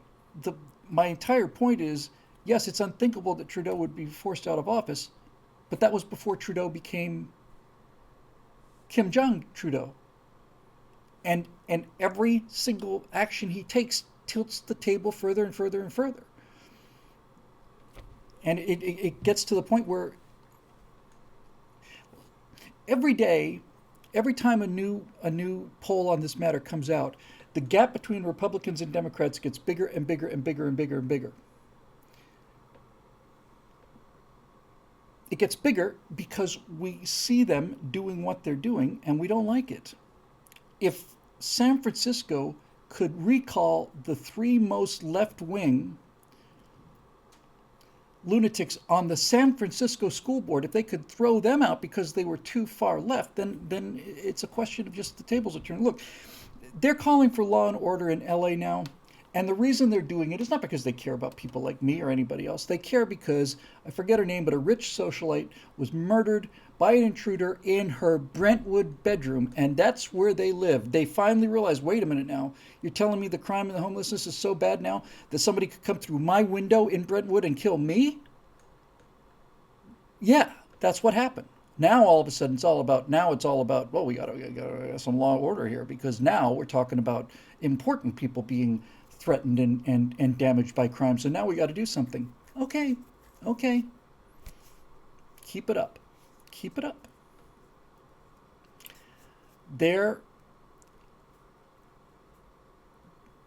Well, he says that's not happening here in Canada. You may be right. As a matter of fact, you're probably right. I don't live there. I don't see it. But I do see the optics, and I do have a sense of the Canadian character. And what I've experienced from Canada is that they have two essential elements to their identity. One of them is that they're not the United States. When I was in Canada, and both or three times I've been in Canada, I noticed that there was a great deal of pride in showing me as an American the things that Canadians did better than Americans, which primarily was their national health system. But the other thing is that Canadians pride themselves on being the nicest, most polite people in the world. There's a cartoon about two guys holding a door for each other. One's holding a door saying you first, no, and the other one's saying no, you first. And the subtitle is Canadian Standoff, like a Mexican standoff. Polite people don't beat people up and pull them out of trucks. And polite people and kind, decent, well-mannered people don't have a government that does that either. When you see policemen dressed in black riot gear assaulting people who are waving Canadian flags and not causing any damage other than honking their horn, when you see this kind of this kind of paramilitary response to people honking their horns, that's the end of them. I don't know how long it's going to take, but I bet you $1. I bet you $1. So we'll see. We'll see. Anyway, back to Henry Lumley's question about deprogramming. What's the term? Is it mass formation psychosis? It's a term that's being bandied around a bit, I think, because it was featured on Joe Rogan's show. Mass formation psychosis is the idea that once you have enough people moving in one direction, then it basically becomes self-reinforcing mass. And so basically what it means is if you can get enough people to believe in the lie, then other people will come on board because they don't want to be seen as disagreeing with the lie. And the more they get exposed to the lie, the more indoctrinated they become, and so on and so on and so on. And this is how, if you want to know how Hitler came to power, it's mass formation psychosis. It's people, what were mostly good people, suddenly becoming very, very bad people because they believed in something that was sold to them under false pretenses. And Marisha points out it's like the Ash Conformity Experiment, which I've talked about before. You got 6 people in a row. You put out an ad that this is a psychological and a perception test. You got 5 actors and the test subject, but the test subject doesn't know the other people are actors, and the first person's shown a piece of string and a smaller piece of string below it. Which one is the longer piece of string? The one on top. And the guy thinks you're crazy. And then they go to the second guy. Which one? The one on top is obviously bigger. And now the guy's starting to think. They get to the third guy, the one on top. Now, the test subject is thinking, either I'm crazy or I'm blind. And so many times when they come to him, which one's larger? The one on the bottom. He may not believe it. This is the whole Emperor's New Clothes things.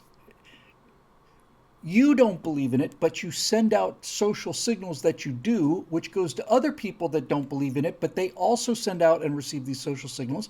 So it's like a house of cards. And that needs to be done. Absolutely needs to be done. I heard Joy Behar say, or read that Joy Behar said she's going to wear a mask for the indefinite future.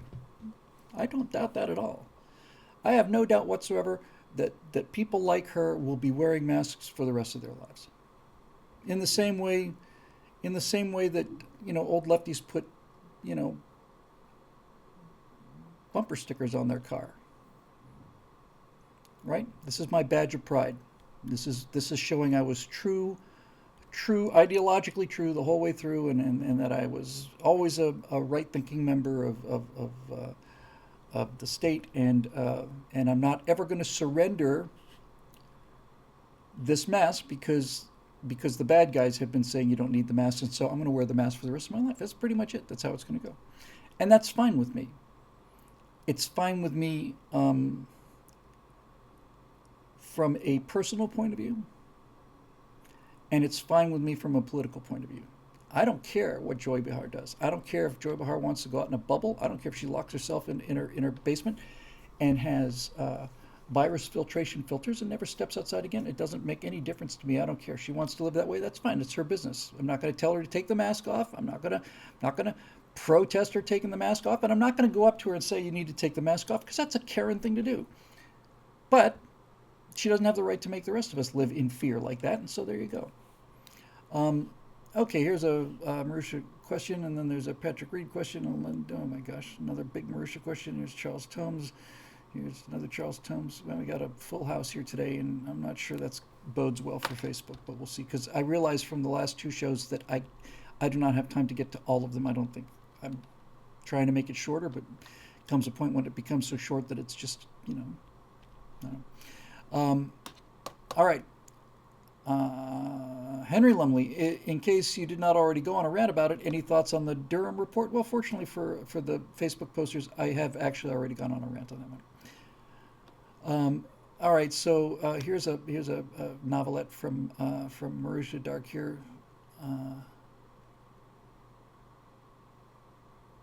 It's long enough that I really should just try to comprehend this rather than just read it out loud.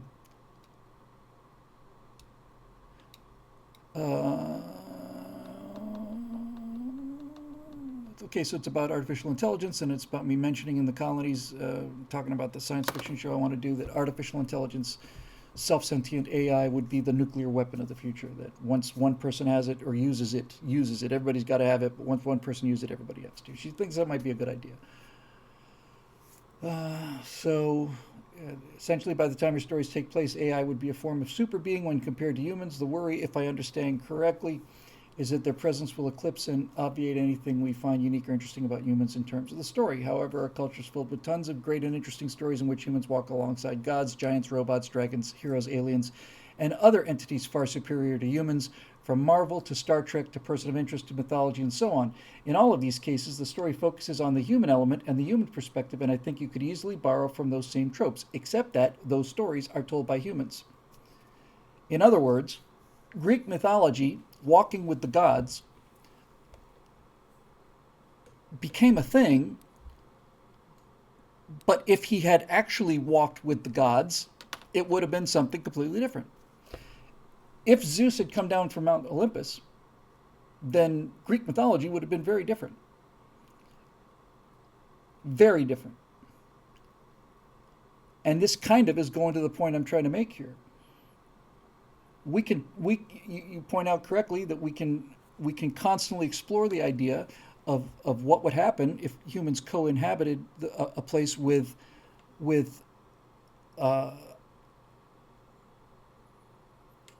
a vastly superior being. But that's us speculating about it. That's us saying, oh, thunder, and there must be a guy up there throwing lightning bolts. It's not the same thing as having the guy walk down and start throwing lightning bolts. That's an entirely different story. But to continue. As for why it'd be better to do this, I've never really been one to partake in stories for base entertainment or pleasure, but rather to try and learn moral lessons through vicarious experiences and see how I can apply them to my life and grow as a person. I'm sure plenty of other people do this as well. Fiction can often be a valuable trial run to work through things without recourse to the real world. That's exactly what science fiction is. Science fiction is the laboratory of imagination. What would happen if all of the worst parts of humanity came true? What would happen? If you took the Dark Ages plus technology, what would happen? Well, Warhammer 40K is what happened. So and Star Trek, great example on the other end of the spectrum. What would happen if we managed to eliminate the need for menial work? And this is the theory anyway. And not only complete equality, but family of man and so on and so on. All we would do is explore and live in wonderful, clean buildings and so on. Maybe. My experience with people who've had endless free time and their own independent means of sustenance is that they don't teach themselves PhD topics. They mostly just sit around and watch WKRP and Cincinnati marathons, and I'm one of those people.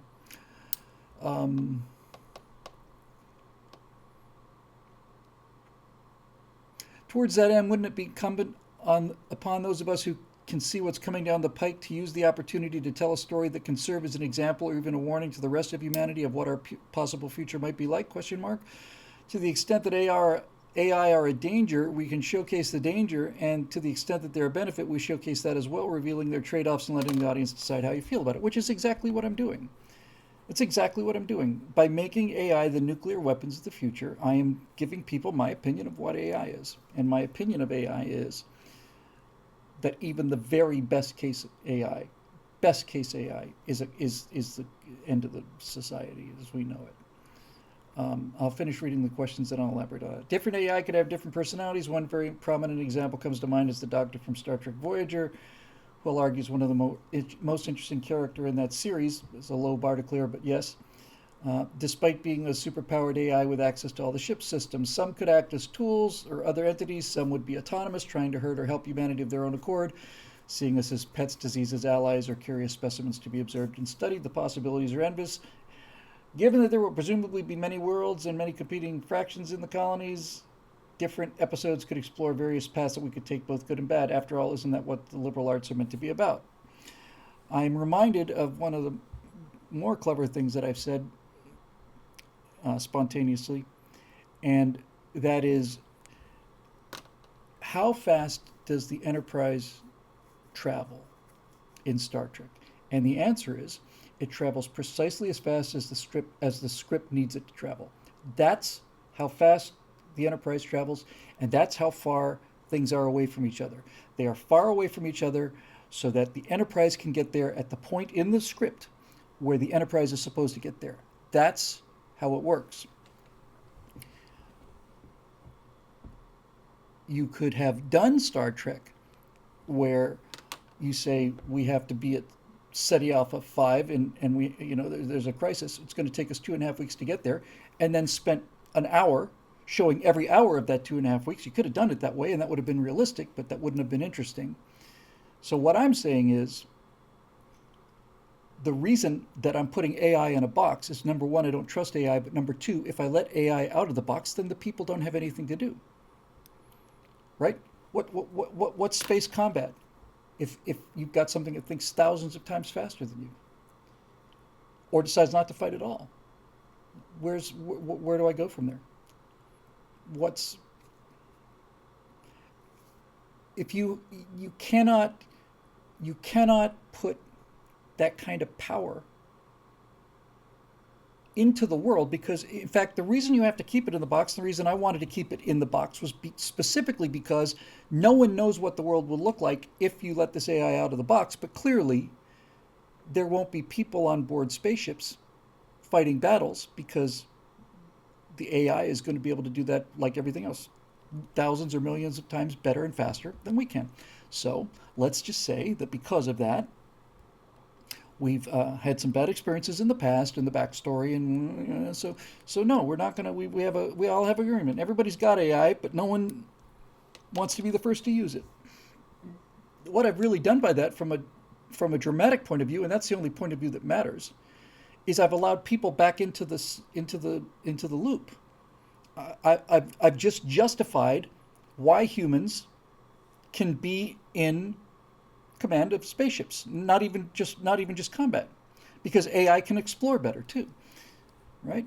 I mean, human eyeball is just, it's pretty impressive work when you're working with, water and jelly, but as a visual thing, it's garbage. It's got a tiny little field that is in focus. Everything outside of the thing that you're looking at is not in focus. It's only got a very narrow spectrum that it can see. It's prone to damage and all the rest of it. If you want to explore, the way to do it is to have AI send out probes and put together a beautiful virtual reality thing. And this is my fear: is that we're going to become we're going to become a species of watchers rather than doers. And so, in order to cut that logical conclusion off, because that's what it is, it's a logical conclusion. In order to prevent that future from happening, I have to think of a way to get AI in a box, and no one else is even dealing with it. For example, I saw the Expanse season 6. I never particularly liked that show, but that was without question the most.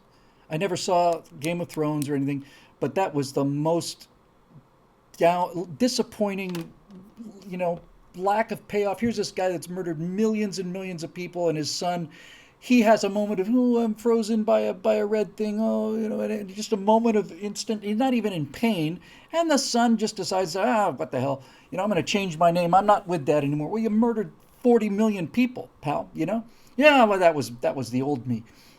Horrible. But just taking The Expanse as the most recent example of science fiction, space-based science fiction, they don't even touch AI. They don't even mention it. And they don't mention it for the same reasons that I do. Because if you bring it into the story, then you can't write the story anymore. Not only does it take the people out of the story, the reason they call the the the realization and the implementation of genuine hard AI self-intelligent computers, they call that the singularity for a reason. And the reason they call that the singularity is because nobody can see past that. Once machines become smarter than us, nobody can predict the future. It's out of our hands. You can look at history and kind of predict where things are going. And the purpose of science fiction is to say, if we keep doing these things that we're doing now that I like, then things will get better and see how much better they'll get. And if we do these things I don't like, then things will get worse and see how much worse they get, right? That's what it's there for. It gives you a chance to project the present into the future. I've said before, and I think it's true, I hate to believe it, but I think it's true. If there ever is interstellar travel, then our vision of what it will look like is as far off as the vision of Buck Rogers from the 30s. So.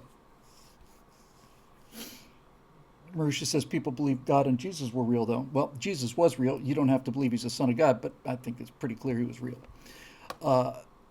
In any event, I'm not going to get into that argument now because we have a lot of other things to do. But that's why I did it, and the only way to deal with it is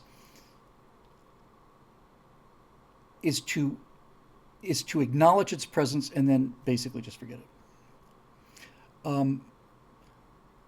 Okay, so Patrick Reed. Bill, do you have any thoughts on the anniversary of the passing of Rush Limbaugh? Has it been a year, really? I feel like I never got the chance to properly mourn his loss. You don't get bereavement time when a radio talk show host dies. Of course, he was more than that. He was a friend that I had for decades and just never met in person. That's well put.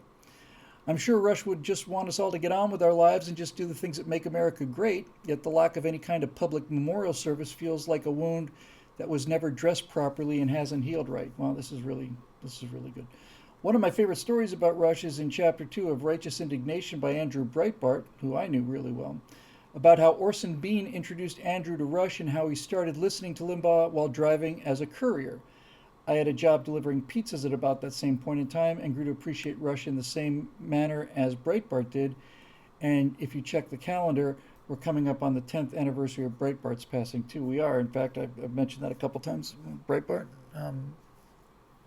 Actually, the script to sell the animation opens with Breitbart talking about downstream of culture. And it's been 10 years, of February 29th, 2012. So it's been a decade without him. I have met Rush, and I had the singular shock and thrill of having him say he really liked the work I was doing, which is surreal. It's like Burt Rutan, it's like hanging out with Burt Rutan. I'm going to go into Oshkosh with Burt frickin' Rutan. We're going to talk about airplanes. Not only are you going to do that, you're going to fly out there in his Starship. Okay, well, that's not something I expected. So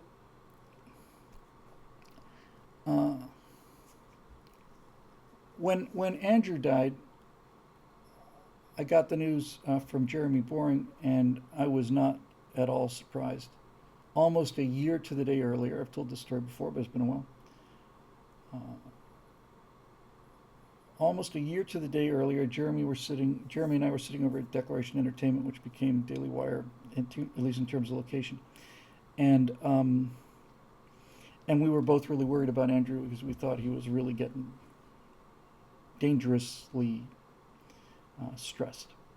So we called him up, and we said, "Hey, Andrew, how you doing?" "Oh, good," because this was back when the organization that may or may not have existed was really reaching its peak, and Andrew was a big part of that, big part. And so basically, we said, "Hey, man, let's go out, get a bite to eat. We haven't hung out for a while." And so we did. We went to a barbecue place in Burbank, which is not terribly good barbecue, but it's about you take what you can get in California. And Andrew came in, and his iPad was on. And the first thing he said to me as he came in, he said, "You see this latest thing that I've done?" And I just said, "Andrew, I don't give a damn about the latest thing that you've done. I really don't care. I'm in this business myself. I don't need to. I watch everything you do, or at least as much of it as I can. I'm not here to talk about what you did. Put the iPad away. That's essentially what I remember happening. So we sat him down and told him we're worried about him, and he didn't argue. He basically said, "No, you're right. You're right. I should be doing this. I should be doing that." Um, the next day, it truly was the next day, we get a call from Andrew, Jeremy, and I, and he's in the ICU at a hospital, and he'd had a heart attack, and he called us and said, "It's not lost on me that last night you were warning me that I would have a heart attack if I didn't go on, and I did have one, so I just wanted to let you know, thank you, and I'm gonna change my ways." And he did for 6 months. He really did. Lost a lot of weight. I don't want to say he was a heavy drinker, but he's out socializing all the time. He basically started taking care of himself, and then the tide took him away. It just became too much. Andrew Breitbart was a guy who could drink from a fire hose. He could. He, when I first met him, in his den or his dungeon or whatever, he had 7 TVs on, and they were all on different channels. 2 of them were watching baseball games and CNN and Fox and all this stuff. I don't know how he did it, but eventually he got carried up in it. And when I did my piece on him, I did an afterburner about him. I know this is about Rush, but I'm trying to connect to that. I said Twitter killed him, or I should more accurately say, in reflection, that his inability to deal with Twitter killed him. Twitter was brand new 10 years ago. And Andrew was the kind of guy that would argue back against anybody. And so Andrew Breitbart would stay up till 5 in the morning arguing with some barista from, Newark, who called him a Nazi. Just kept on going. And he never put it away. It was with him all the time, and it never. He never let it go. He never got a chance to decompress. And he was at a restaurant, and I've been in there many times, in Brentwood, I think, right off of Sunset Boulevard.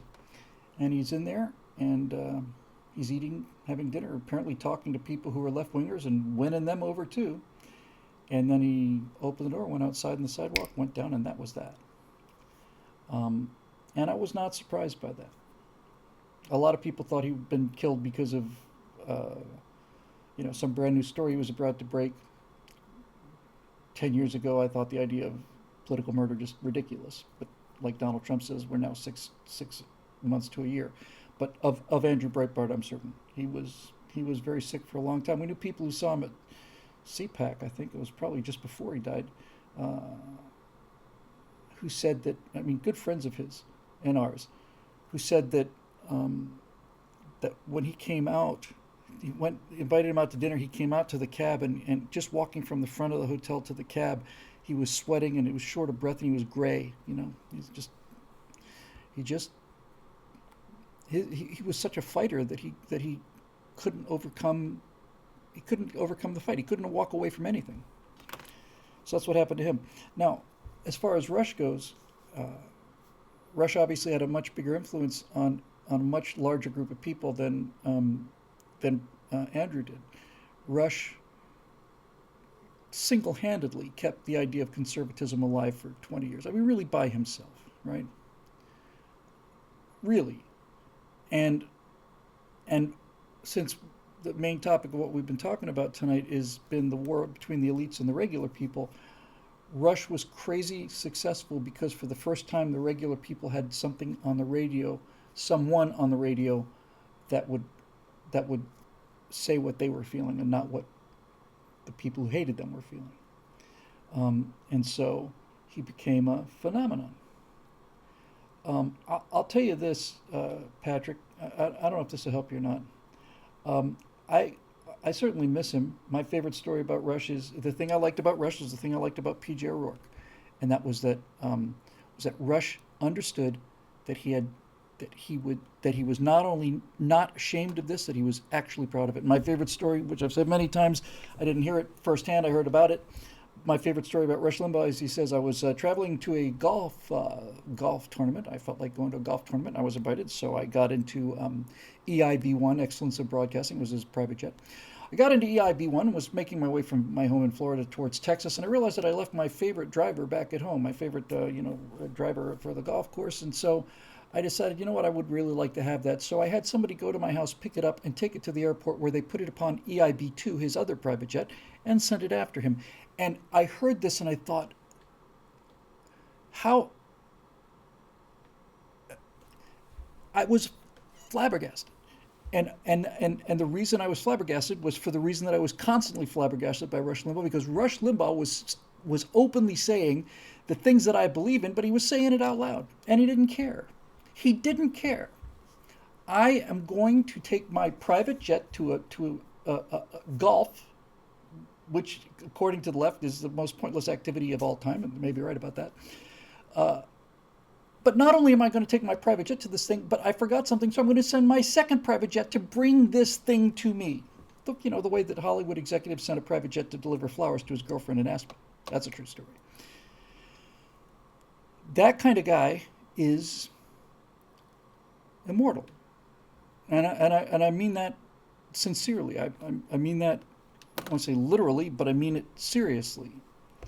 So I don't know if this is of any help to you, but I miss him, but I don't grieve for him and I don't mourn him, because Rush Limbaugh changed the world. Rush Limbaugh had an enormous effect on the history of the country that he loves. Enormous effect. And if you can say that you did that at the end of your life, then that's just as good as it gets. I I can imagine a bit of what Russia's life must be like, only because I have a much, much, much, much smaller slice of the pie, but nevertheless, it's the same pie. So even though I have a much thinner slice of it, it's still the same delicious pie. And when people say that, Bill, you've changed my life, or occasionally people said I was thinking about committing suicide, and I heard you talk about your depression or so on, there's nothing like that in the world. Nothing like it. Because we all go through this life hoping to have some meaning, hoping to have hoping to have made it worth it, And when you think about what he accomplished, and more importantly than this, what he saw that he had accomplished, because unlike some people, Rush lived long enough to see what he had accomplished. And Donald Trump presenting him the Medal of Freedom on national TV where nobody could avoid it, and having him stand up there, well, that was...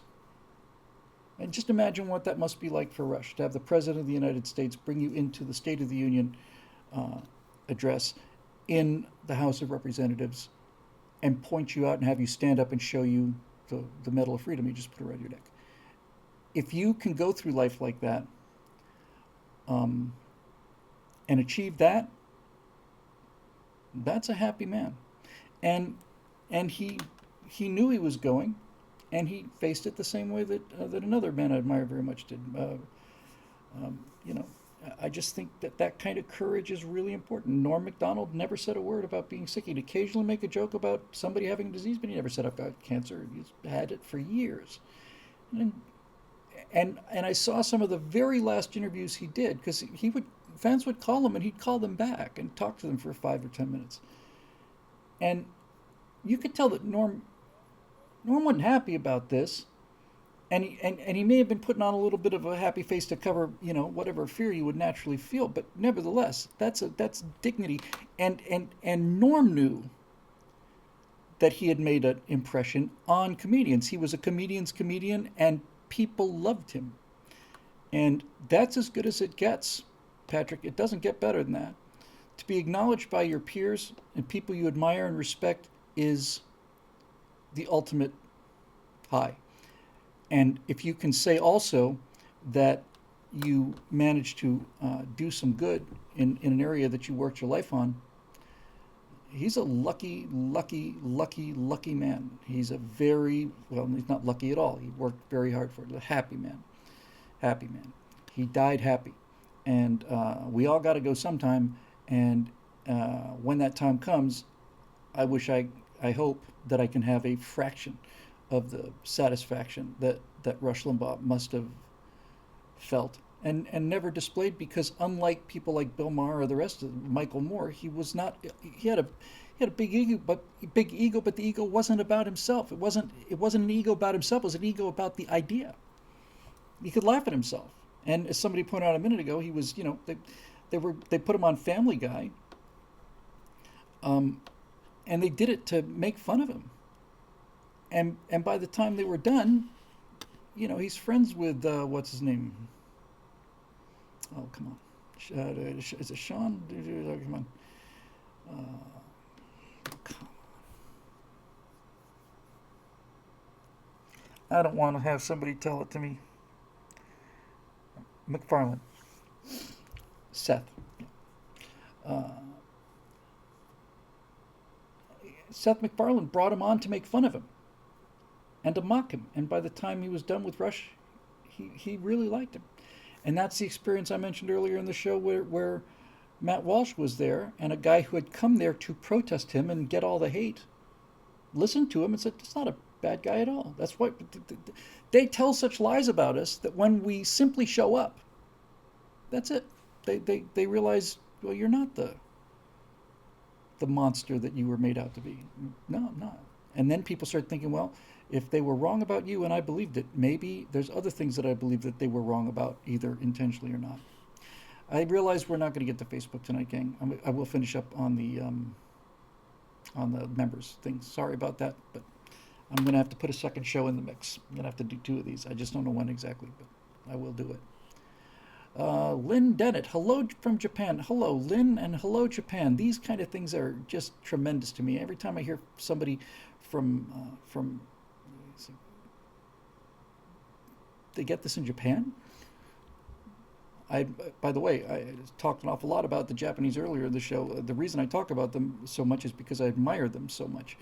I don't admire the militaristic culture that took over in between the wars, but talk about ingenuity and guts, and remarkable people, and so civilized and so clean, just clean,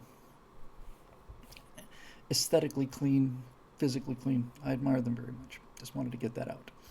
I usually catch the replay on YouTube due to the time difference. If you do get a chance to answer, I was wondering who you would cover in America's Forgotten Heroes Volume 2 if I had a chance to make it. I think about that quite a bit too. I think the first name that comes to mind is Calvin Coolidge. I've heard so many people say he's just an astonishing guy. He'd be one. Billy Mitchell, I think, would be one. Most people don't know who Billy Mitchell is. He'd be there. And now that I think about it, Rush Limbaugh would be a good candidate for that. I have to tell you, in all honesty, it's not a huge list that comes to me.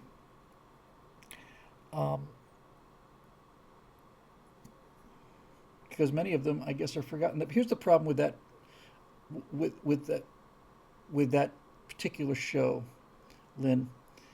When I was thinking about people, candidates, it wasn't that they did one thing. Otherwise, Audie Murphy would have been right on the top of the list, and Carlos Hathcock, and they would have been right there. But the thing I was, U.S. Grant is a possibility. The thing that I was, thank you, Stephen. See, that kind of thing just, thank you. I'm not even going to mention it, but thank you. But back to your question, I wanted it to be about people who had a lifespan of achievement. And John Paul Jones certainly did. Frank Luke really accomplished all of his glory in the space of a month. But his backstory was so interesting and so unusual and so also so perfect. The fact that this guy who was doing everything to get in the fight was considered a coward by his Frank Luke would go on a patrol, and then Frank Luke would just fly away. He'd fly away because he was looking for a fight, but everybody else thought he flew away because he wanted an excuse to not get in a fight. I thought that was interesting. Let me see. Joshua Lawrence Chamberlain was a tough one, and then I realized it wasn't just Gettysburg. You know, he did the salute to the Confederates at the end, and he was fought throughout the whole war, so that got him in. Dick Rattan, again, if Dick had flown around the world once, it is an amazing achievement, but that would have been a bit problematic for the same reason that Audie Murphy was problematic. Because it can't be, it wasn't about an act of heroism, it was about a person, it was about a hero. And I thought, personally, the stuff on the Dick Rattan segment about Misty, about being a fastback controller in Vietnam, I thought that was, to me personally, much more interesting and certainly more heroic than the extraordinarily interesting and heroic thing that he did that made him really famous. In the comments section, I'm seeing a couple names here. Ben Franklin. You know, I don't know how to explain this other than to explain it. I am prejudiced against Ben Franklin because of how he looks. And I always have been. Always. I've always just thought about Ben Franklin like, you know, I don't know. It's not even reasonable. I'm perfectly willing to admit it, but there's just something about him. And every time I'd hear about him, it's a penny saved is a penny earned. All right, you know. I'll tell you one person that was on the short list for the first round, and that was give me a second. Norman Borlaug. Because Norman Borlaug saved billions of lives. He's an American agronomist. And he was an American agronomist his whole life. And I thought, the only problem with this is, how do I make watching wheat grow compelling? So that was a problem, but he certainly deserved to be on the list, and I'm sure if I'd gotten deeper in his life, but Lifetime Achievement Awards are rare, you know, and hard. Neil Armstrong certainly would have made the list, but it's America's Forgotten Heroes. You couldn't exactly say he's forgotten, at least not yet.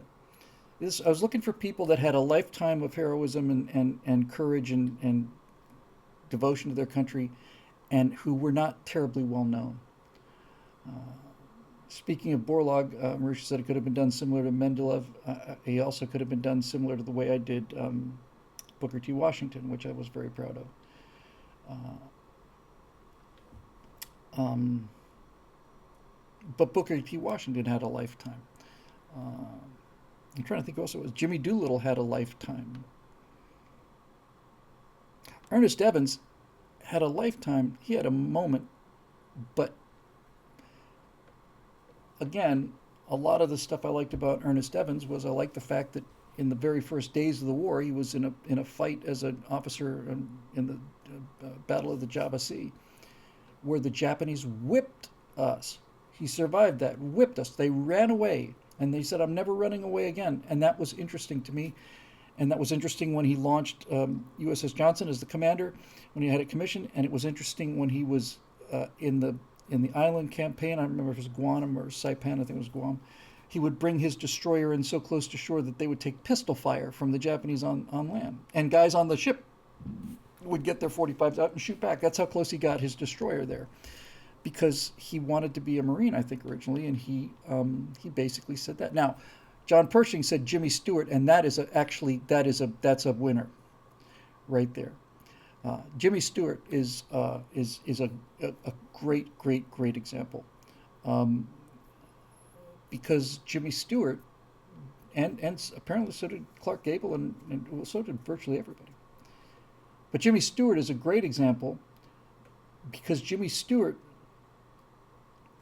went and risked his life after he got famous. Usually it's the other way around. John Wayne is another good example. John Wayne, I think, John Wayne would be a great example. John Wayne and Jimmy Stewart, both of them, I think, deserve it. because they had an entire career in show business, but the effect that they had on the country was monumental. There were rumors that Stalin had put out a hit on John Wayne, and apparently there's some evidence that that's really true. Uh, Everybody wanted to be like John Wayne. The guys who went ashore on Iwo Jima wanted to be like John Wayne. Uh, Cary Grant, I think, Archibald something or other, his real name, said, "I want to be like Cary Grant." It's a character. But Jimmy Stewart is interesting from a he's interesting from a professional point of view because his film career really went in two different directions. He started out as this young American boy next door kind of thing, you know. Mr. Smith Goes to Washington. He's the all-American kid. He's kind of lanky. He's got a bit of a drawl, you know, and all that other stuff. Uh, and and then later he becomes very different. You know, the Jimmy Stewart of Vertigo and all the rest of that stuff was a very different character. But he didn't just go and fly a combat mission. He was up there all the time. He was very Archibald Leach. Thank you. He was really he put his life at risk, uh, and and it's always nice when you can have some kind of a personal connection, even if it's a secondhand minor one. So here's my personal connection with Jimmy Stewart. When I got to Los Angeles in 1988, the first job I got within 2 or 3 days was a temp. Went to a temp agency, and they assigned me to Enterprise Rent-A-Car in Beverly Hills, on Robertson Boulevard. And my job was to go and pick up or drop off people whose cars had been put in the shop. Enterprise had a policy, which I thought was great, um, uh, where we'll pick you up. That was the ad campaign. So that meant that somebody from Enterprise Rent-A-Car had to go out into Beverly Hills and pick up people to bring them in to rent a car. And that's what I did. Um, and on my first day, I went to pick up a guy, and and I don't, I'm virtually positive that he lived on the Beverly Hillbillies street. You know, just the rows of palm trees. If it wasn't that street, it was one right next to it. He was. Yeah, I'm looking around like I'm in freaking Beverly Hills, and there's the Beverly Hills sign, and there's the Beverly Hillbillies palm trees. I can see them right there. So I go to pick this guy up, and I knock on the door, and he says, "I'll be right down." And I'm out there waiting by the car, and I'm looking around, and I see this bus come by, and the bus stops, and stops in front of this house, and it's filled with people, residential area, and off to one side, there's a relatively modest house. It certainly was not ostentatious anyway. It's this house on this boulevard, and the curtains part, and somebody leans forward and waves to the people in the bus, and then the bus moves on, and the guy comes out, and I said, "Do you know what that was all about, the bus thing?"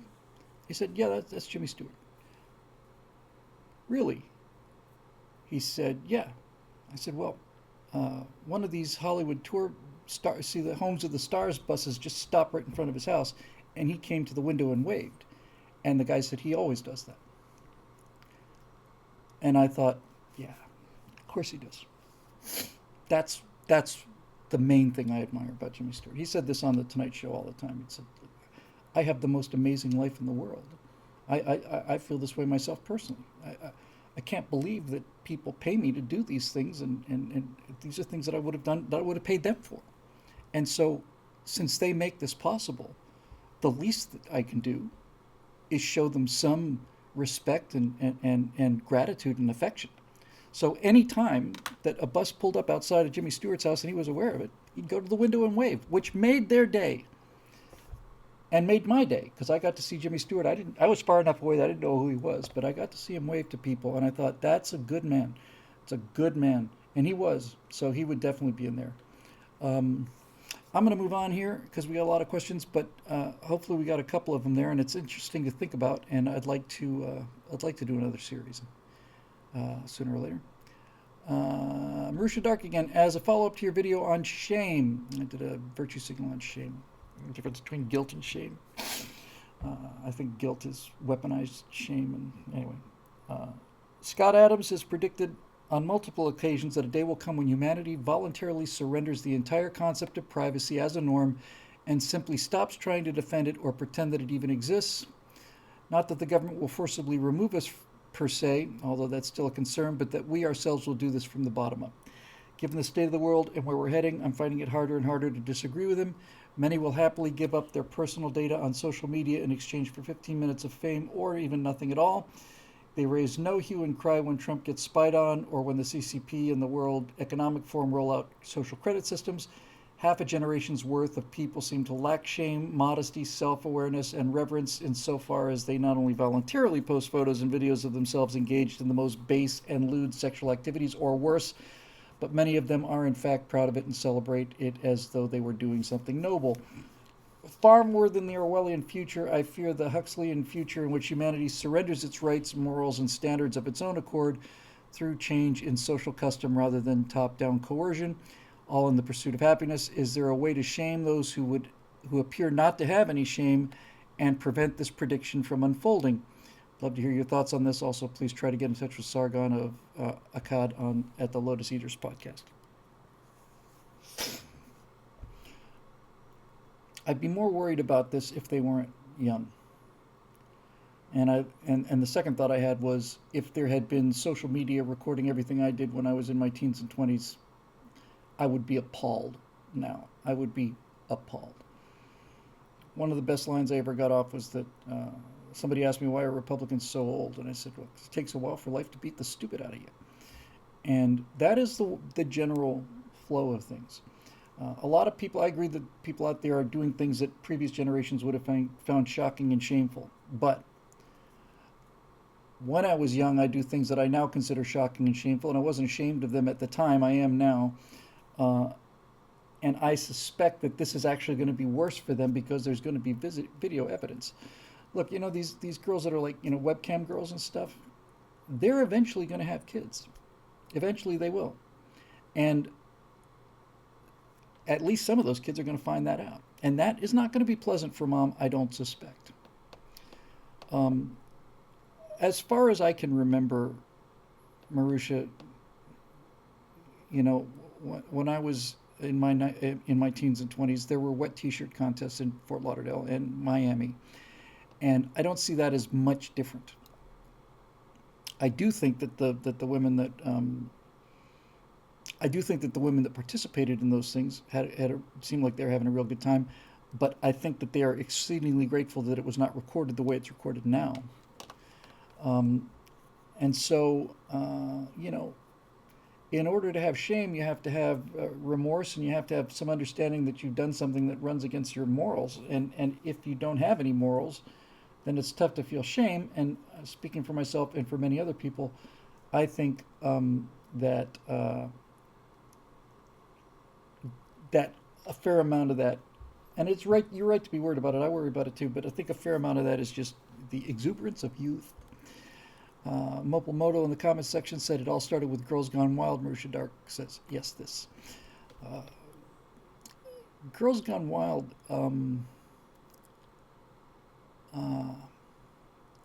was a cultural phenomenon. And the guy who did it made a lot of money. I guess he ended up in jail. For those of you that don't remember Girls Gone Wild, there was a period, I want to say it was the 90s, where every other commercial on late night TV was for Girls Gone Wild, latest episode, cheerleaders gone crazy and cheerleaders on spring break. And basically it was just softcore porn. It was just girls taking their clothes off. And they made tons of money. But again, it all tends to blur after a while, but I'm wanting to say that it is pre-internet entertainment, right? So now, if you want to see naked girls, you can just click on a button right next to the button you're watching right now and see all the naked girls you want to, and a lot more than that too. But at the time, I think Girls Gone Wild made porn respectable, made it mainstream. It was openly advertised on TV. And and it looked like they were having a good time. Um, and it was, it was. I'm sure a lot of in fact, when the guy got in trouble, a lot of the women who were participating in it um, sobered up and realized that they'd signed contracts that had allowed them uh, to use this footage that they were pretty much unaware of. So did it start it? I don't know. Yeah, I guess. But this is like, by the way, I'll tell you where this leads me because this is an interesting question. We've done a couple shows about profanity. And I was doing an interview and I was talking, I think I was doing an interview. I was saying my favorite show of all time was Deadwood, and my favorite character of all time is Al Swearingen. And that the language on that show, it was the most profane show in history, and I don't think it can be surpassed. Stay with me on this. David Milch was asked about this. Did these miners in Deadwood actually say, F you and you horrible CS and all the rest of it? And he said, no, they didn't say that. But because it was such a dangerous place, they did use the strongest language that they had. And the strongest language that they had might have been, damn you, you son of a bitch. He said, in today's world, that is not the strongest language that we had. And if we had if we had Al Swearingen saying damn this or damn that, then it would not have seemed profane because we have a whole spectrum of things beyond that. And he said, and I thought this, speaking as artistically as a writer, I thought this was one of the most profound things I'd ever heard somebody say. He said, so no, they didn't use the words that we use, but they used the most harsh language that they had, and that's what we're doing, and that's why we think it feels real.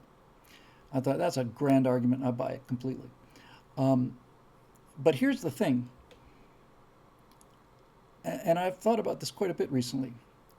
Society gets more and more profane. That's undoubtedly true. But where do you go from here? In other words, I can't think of, I was thinking about this the other day. I cannot think of any language that would shock me. I don't think the words exist because I've heard so much of the F-bombs and it's so much everywhere. It's so common in the vernacular. Where do you go from there? I don't know. But if you were saying damn and stuff, then the S word, was taking a risk, and then the F word was like the nuclear weapon. But where do you go from here? How do you make it more profane than it is now? I don't see how it's possible. And that actually is, in a way, it's kind of encouraging. It's like asymptotic. You run up against the limits of depravity. Um, you I think you're running into, when you deal with things like cam girls or cam guys or whatever, you're running up against the theoretical limit of shameful things to do. Where do you go from there? Where? I don't know. I think I don't see it. Uh, I'll just end it by saying this. I cannot imagine language that would make me clutch at my pearls. I can't. Uh, I have not heard the words. I don't think they exist, and I don't think they can be invented. I think we're at maximum. We're rapidly approaching maximum profanity, saturation profanity, where there is no longer. You have to put in more and more effort to get less and less results. Charles Tomes, that would be CP Tomes, I would imagine. I just saw or miraculously heard, since I ignore ads, Devo, It's a Good Thing extended version as the only audio for the next golf tournament on ESPN ad was on Fox News. Good or bad that 40 years on, fringe, alternative, possibly offensive music, it's an interesting coincidence. I heard Whip It in an ad a while back, is used in mainstream ads. Think about the fringe, alternative, possibly offensive music that's been released recently, misogynist, racist, violently anti-police. Any thoughts? Oh yes, Monkey Boys are definitely in the building. Edited for old guys' eyeballs. I realized the default font was 11.0, so he's used large type, and I'm getting there myself. Um,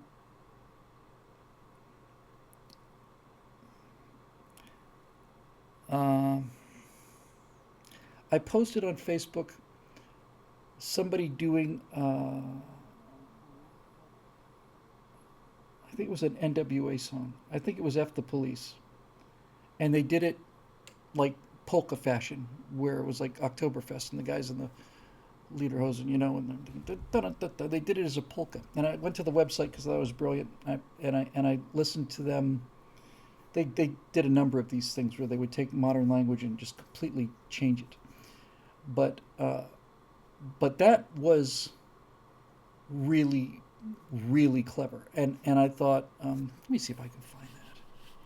No, I'm not, because if I put it in, I'm going to mess up our whole monetization, all the rest of the stuff.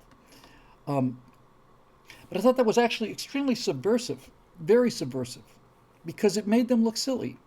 It really did, and it was really brilliantly edited, And you got these guys, you got Ice Cube and these guys, and they're going down the street, and they're all such badasses, and then dun dun dun dun boom, it's like you've defanged them, you've taken away the glamour of them, and glamour in the traditional term meaning like a spell that's cast over you.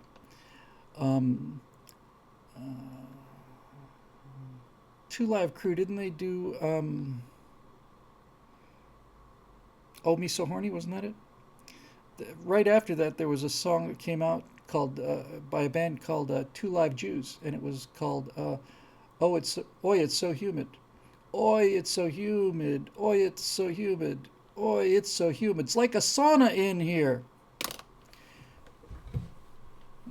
The revenge is a dish best served with an accordion. Um, if you read this, use a pseudonym for me. Use Darth Chuck. Mentioned this earlier at the beginning, so I just now see the question. Darth Chuck. Just bought home an oxygen bottle for my wife. Chicom virus strikes again. 8590 pulse oxygen. Seems to have peaked yesterday, so I've got that going for me. I've been ionized, but I'm okay now. That's a line from Buckaroo Banzai. Um, I mentioned it briefly earlier, but um, it's a serious business, and I'm not the guy to talk to. There are a number of people who are better to talk to about this than I am, but I have heard massive doses of vitamin D are extremely useful, and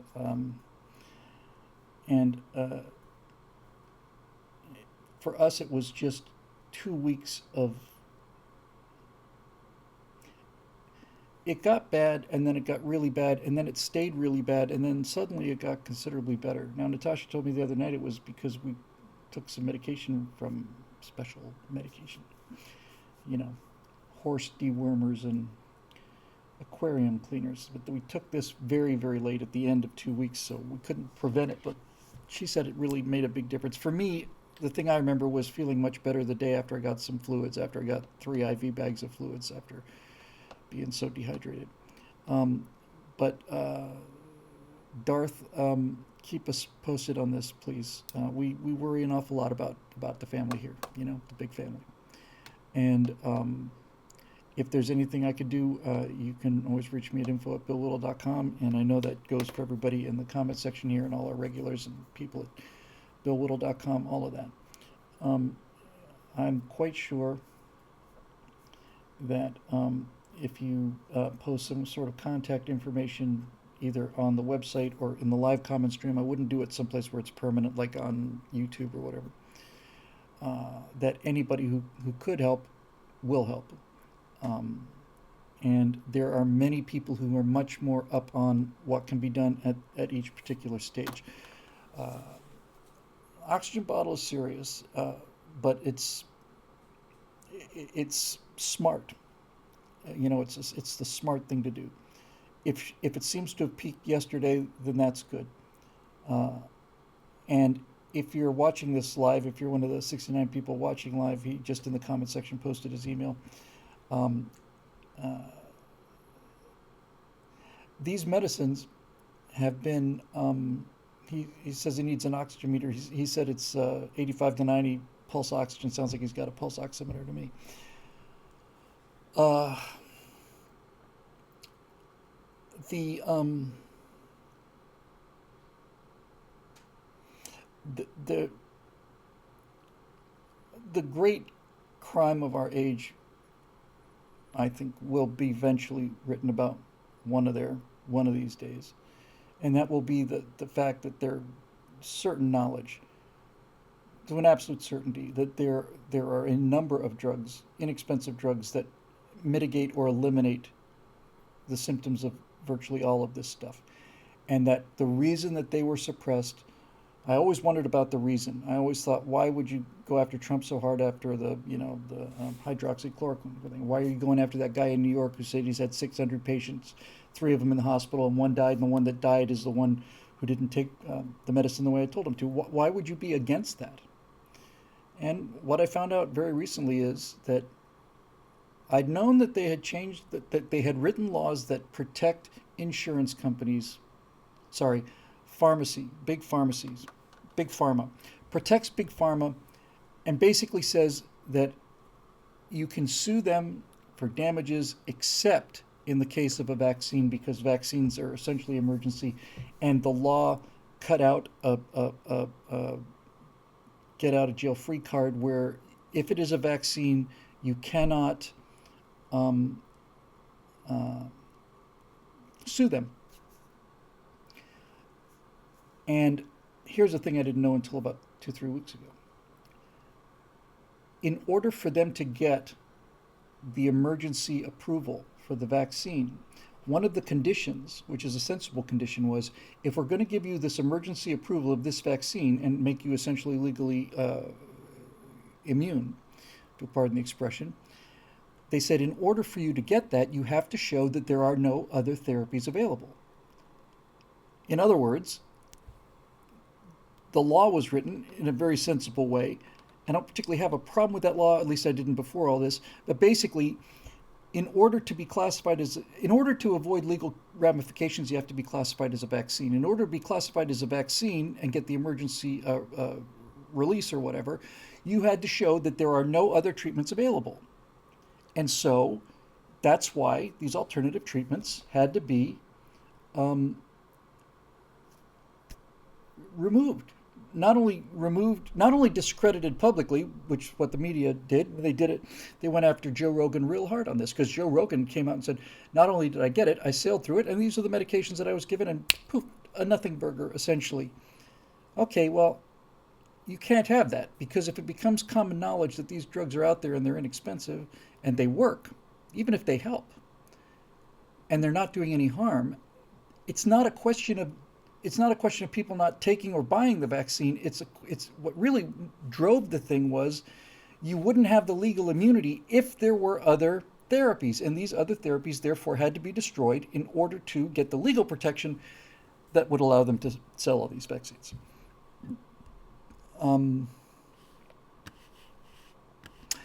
Somebody here has mentioned, I'm not going to mention the name, that they have 3 bottles of antibiotics for fish tanks. I read this by happy coincidence just a week ago, or less. You can go down to a pet store and buy antibiotics for your fish, and you buy as many bottles of those as you want, and they are identical to the antibiotics that you would get with a prescription. And that people in the know this, and have stocked up in the event that they ever have an aquarium. Okay.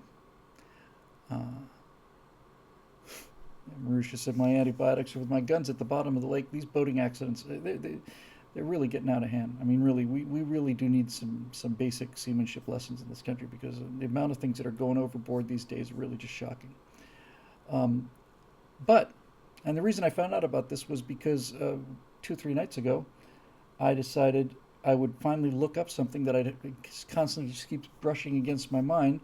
Sometimes I'll imagine, that kind of Confederate Yankee and King Arthur's court thing, and I'll think, man, if I went back to the 1500s, how much could I accomplish? And how much could I accomplish in the 1800s, and so on? And one of the first thoughts I had was that I know that bread mold kills bacteria inside the body. I know that. I don't know how to do it, but I know that it can be done. And so basically I looked up how is penicillin made. And it turns out you can make your own penicillin, but it also turns out that it is a very, very, very difficult, time-consuming process, and that in order to get enough of the stuff, you got to be essentially a brewery. But just knowing that is it. And there are preppers out there who who are prepared to do that, which I think is grand. I think it's absolutely brilliant. Um, there are two questions on page 2 before I sign off. Well, I didn't see them, uh, but I will. Thank you. Thank you. Let's go to page 2. Thank you very much. There's one from Marusha and there's one from Eduardo. Okay. The Marusha question: did you see the DHS website talking about MDM? I know what DHS is. I don't know what MDM is. Brett Weinstein did some great analysis on it this week. Might make for a good MB2A video. In particular, check out the section on rumor controller graphic novels on the bottom under resources.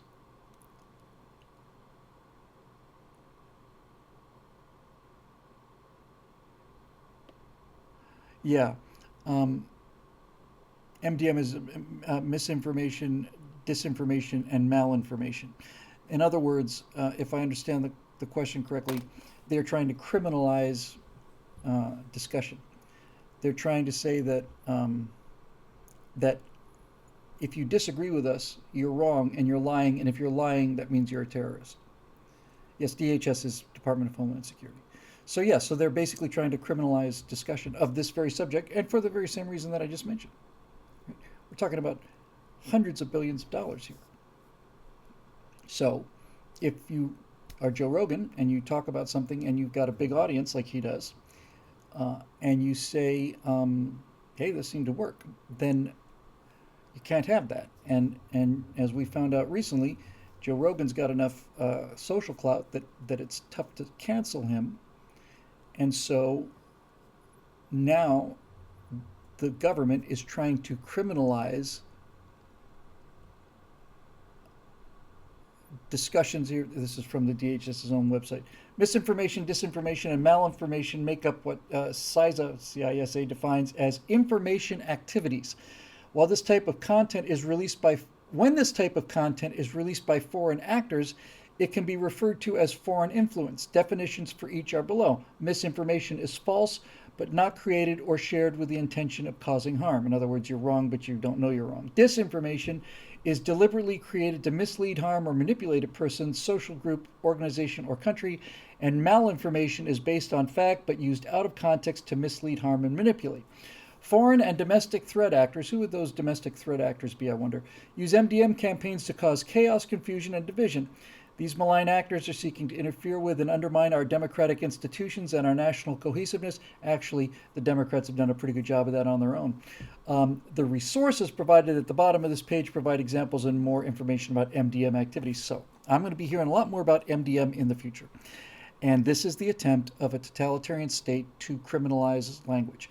Because given the definitions of those things, everything I've said can be defined as one of those three. So that makes me a domestic terrorist, makes me a threat vector. And I am a threat vector, and I'm proud of it.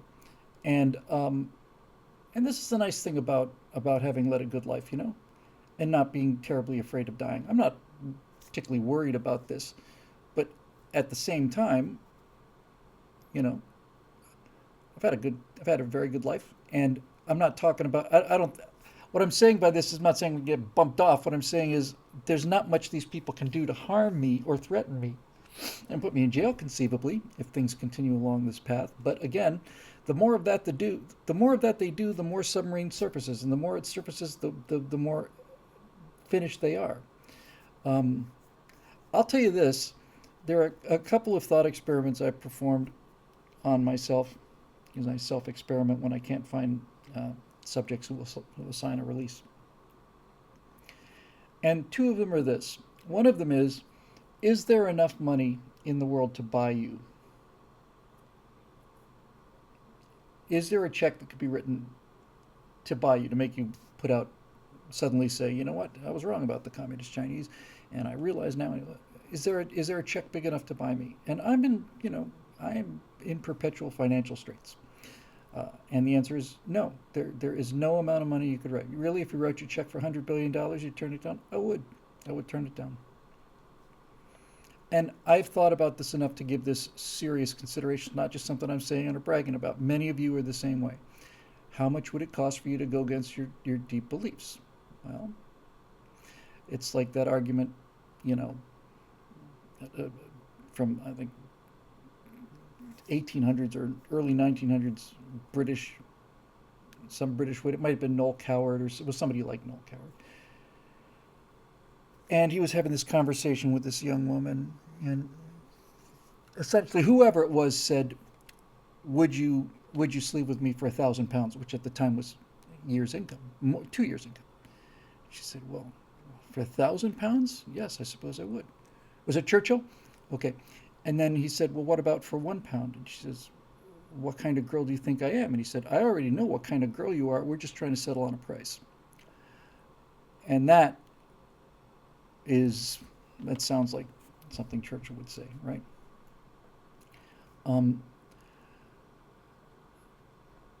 Astronaut said, once you have 100 billion, you could change your mind. Well, assuming that you even could do that, I love China. I get $100 billion. I was just kidding about loving China. In order for me to get the 100 billion, I'd have to be convincing. And if I was convincing about my love for the Chinese Communist Party all of a sudden, then I would lose the respect of everybody who's watching this now. And I'd be $100 billion richer, but I wouldn't be able to live with myself. I wouldn't be able to face myself. So,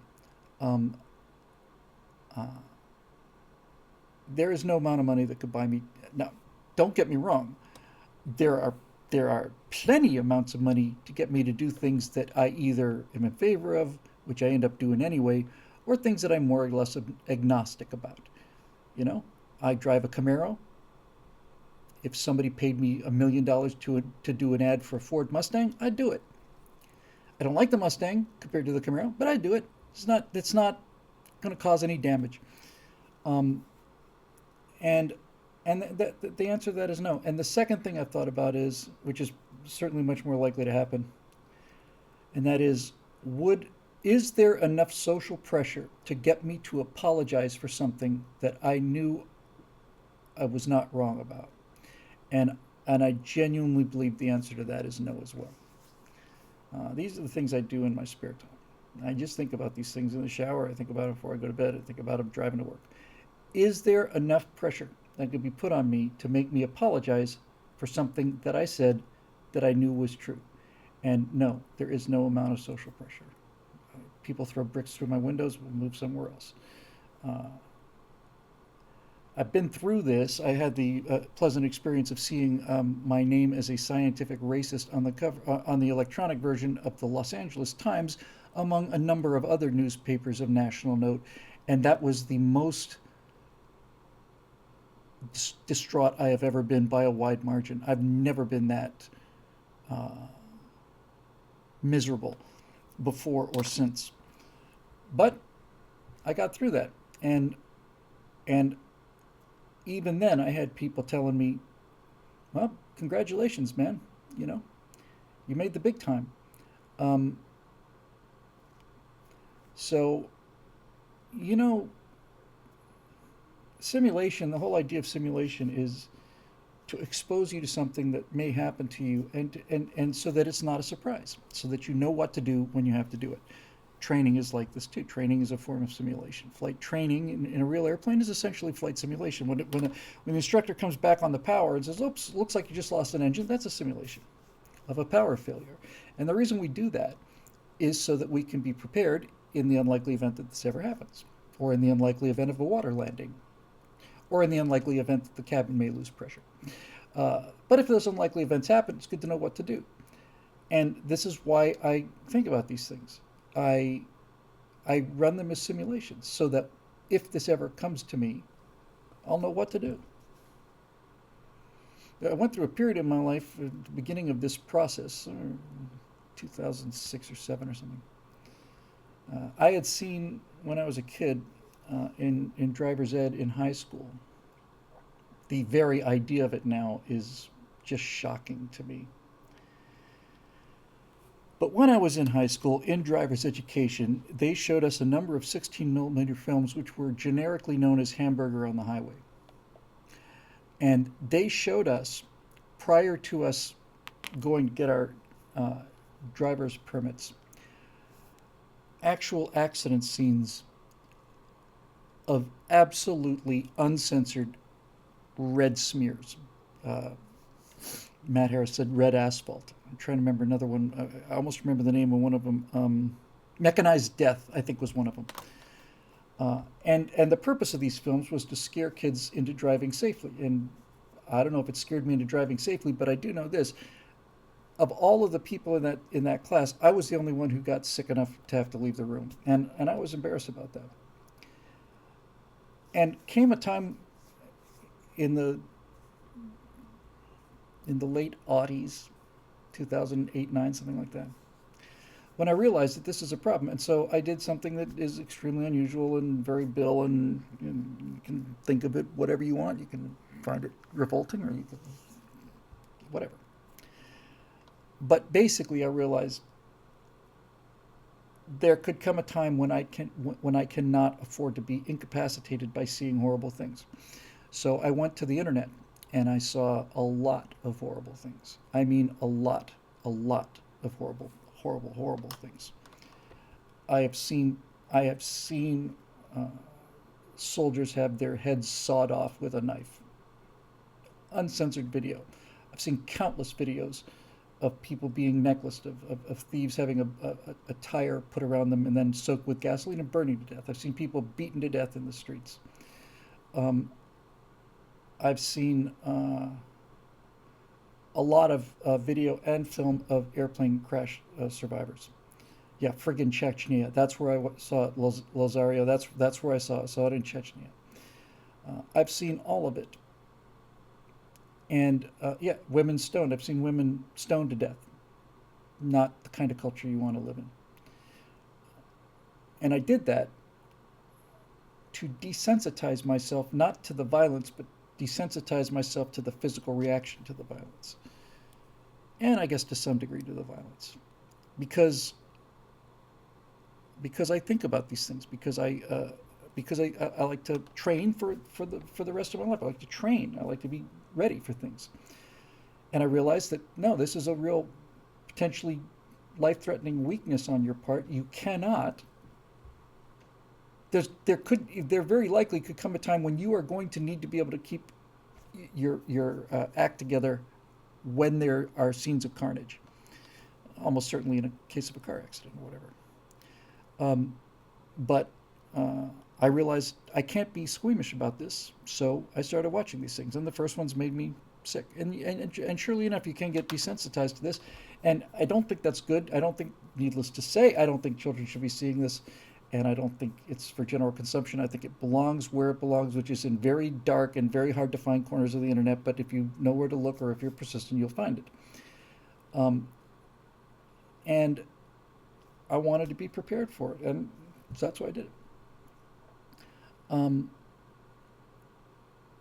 And somebody pointed out here, Lazarino,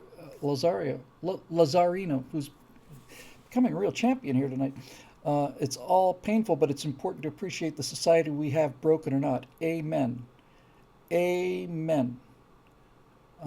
You wanna get to appreciate America, you need to see videos of people who have been hacked to death with machetes lying in the streets and having people walk past them like it's just nothing.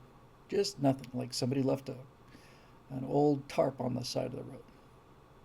Or they'll give them a kick as they go by. You really need to see it. I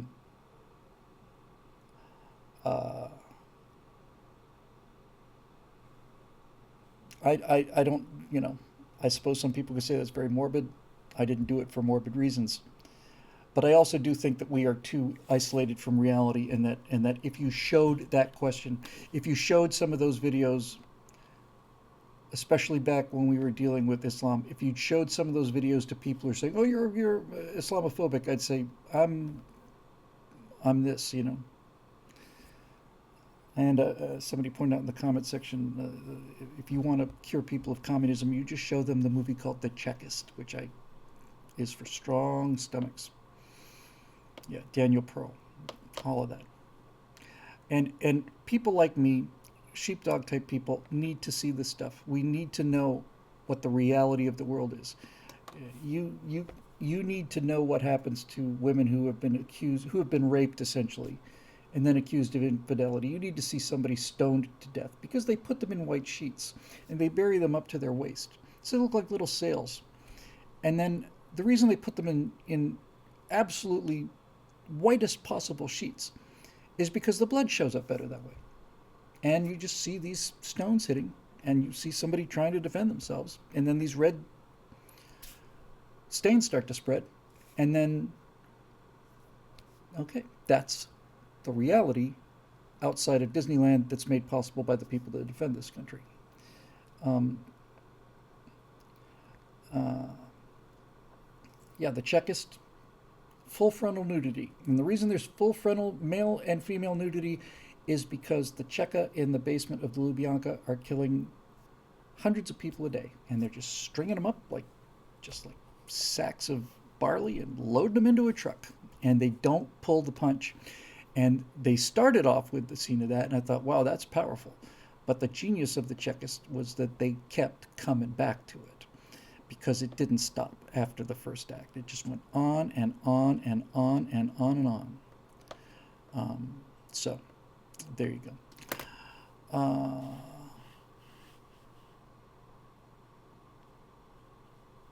Final question is from Eduardo Enrique. Hello, Eduardo, and also to your pseudonym. Hey, Bill Wazard 13 here. Have you ever seen the trailer for Amazon's Rings of Power? I have. The trailer is SJW shite, but there are over 100,000 comments of the Tolkien quote, "Evil is not capable of creating anything new. It can only distort and destroy what has been invented or made by the forces of good." J.R.R. Tolkien. Yes, I have seen it and I have heard of it. Um, uh, when it was announced that Amazon, well, first of all, Jeff Bezos said, Amazon needs a Game of Thrones. So they went to Lord of the Rings, which is the original that this god-awful copy of Game of Thrones was made from.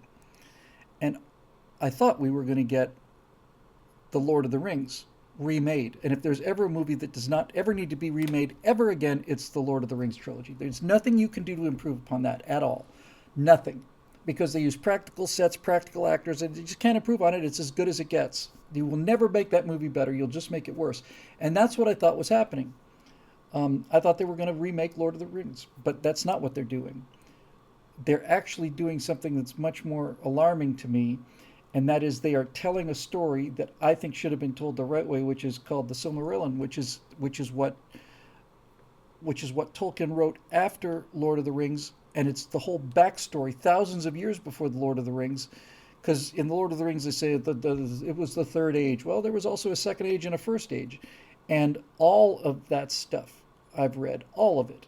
And it is incredible good. Incredible good. Yes, this series is set in the second age. The second age is the age of Numenor. The highlight, the Numenorians were humans who the gods had favored, and they had an island kingdom called Numenor, and eventually Sauron came to them in the disguise of a very attractive guy and basically got them into worshiping things, and then they started doing human sacrifice, and finally the gods had said, you can have this paradise, we'll make this paradise, it's Atlantis, yes, as Matt points out, it's Atlantis. You can have this paradise under one condition, and that is that you do not sail further west out of sight of the island.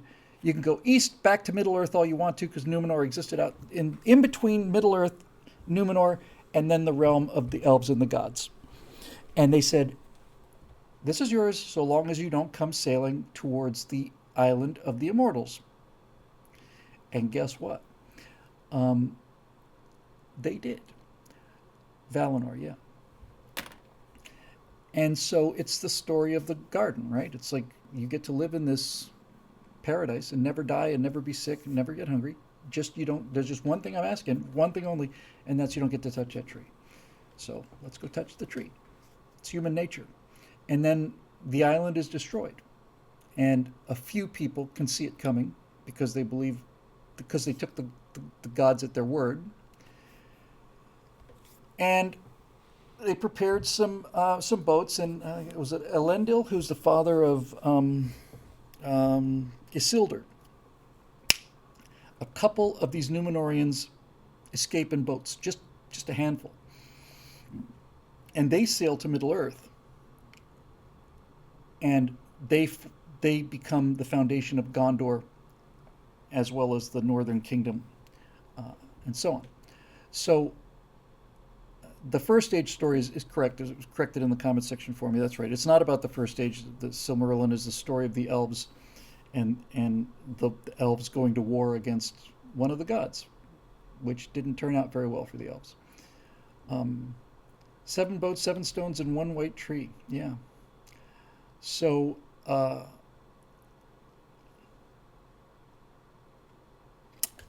so it's tremendous, tremendous stuff. It's really just great, and they're going to make it.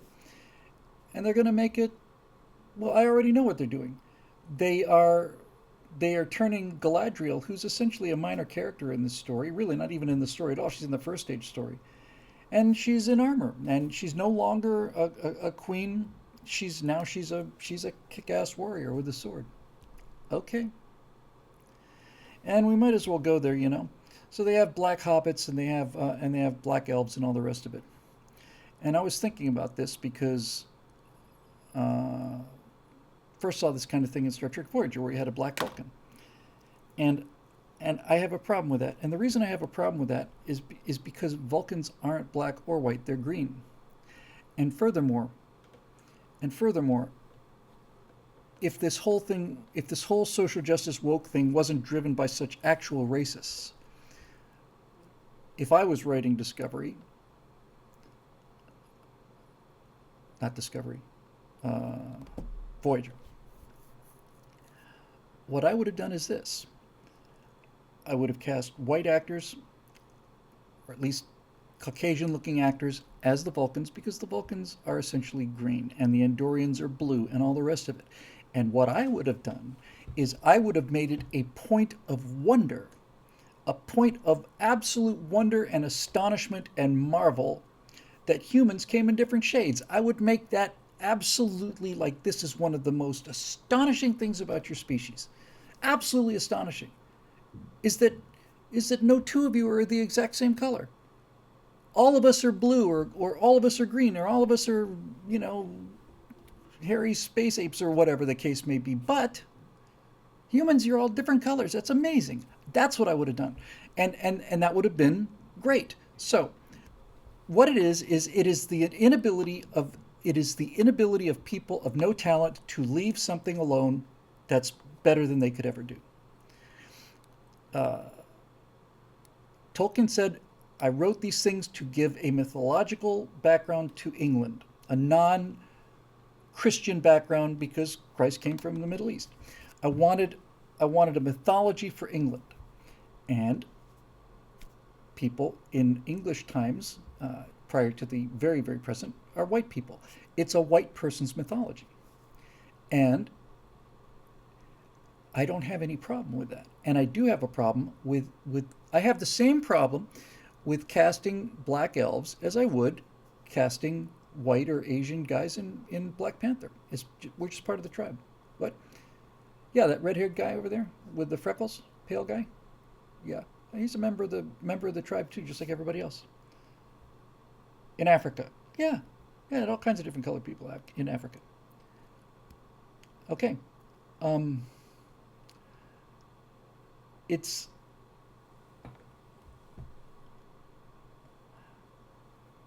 it's just stealing, and and it and when you put your agenda ahead of the story, it's over. Especially when you're dealing with an agenda this nasty and a story that good. So, as far as I'm concerned, it doesn't count. It doesn't count. Now, Wizard said, I want to see which studio has the balls to make a black Tarzan. I was glancing at it, and I thought it said a black Buckaroo Banzai. And I would have said, I have no problem with the black Buckaroo Banzai. Although you couldn't call him Buckaroo Banzai because Buckaroo Banzai is a white guy, just like James Bond is a white guy. Just like Malcolm X is a black guy, or Zorro is a fictional character who is Spanish. You can't make Zorro into a Norwegian because that's not Zorro. That's something else. So, you know, we need to do it. Matt Harris says Tarzan means white ape. I will close this 3-hour show.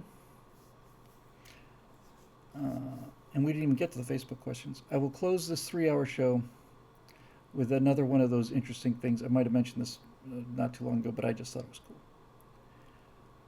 cool. When I was in Norway, I was visiting a man who grew up in Hollywood and played on, you know, these people had ranches. Right?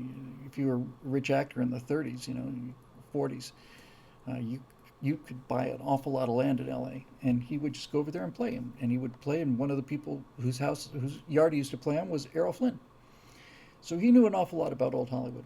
And he told me something that I never heard before, and I just thought was really, really cool.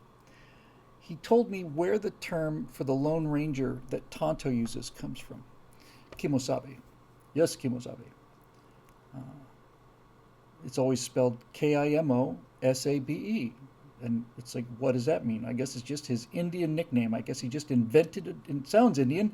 Kimosabe. Yes, Kimosabe. It must be an Indian word that means something. That's not what it means.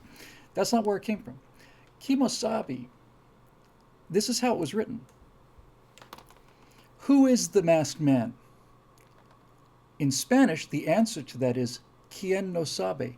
I don't know who it is. Quien no sabe. Who is this masked man? I don't know. Quien no sabe. And that's where Kimosabe came from. Isn't that cool? I just love that kind of stuff. Love it, love it, love it, love it, love it. It's like frosting for me. That's where Kimosabe came from. Who is that masked man? I don't know. Nobody knows. Quien no sabe. Nobody knows. Isn't that cool? Quien no sabe. There you go. All right, time for me to pack this thing up and go. It always takes me 45 minutes at least before I can go home after finishing these things. You gotta modify this thing and I gotta upload it and look at it. Anyway. But I think I'm probably done. I'm going to take my motion capture suit home and try it at home with a more powerful Wi-Fi and see if I can get the thing at least to work there. And then I will bring in. I bought a like I said, a gaming router. Any thoughts on PG O'Rourke? Yes, Mobile Moto. I'm going to be doing a Moving Back to America about PG O'Rourke tomorrow. And that'll do it, I guess. So once again, you know, this show is made possible by the very good people who decided to become members at BillWhittle.com, who keep us going through thick and thin. And for our Facebook friends, I'm sorry I didn't get to the questions. I'm really going to have to do 2 of these a week. And as I said before, I'm thinking I might split them up. Do one on the other channel. It's just nothing but pop culture, and keep the Stratosphere Lounge for politics. All right, that'll do it. So thanks again for joining us, and we will see you next week right here on your very own show. Same Strato time, same Strato channel.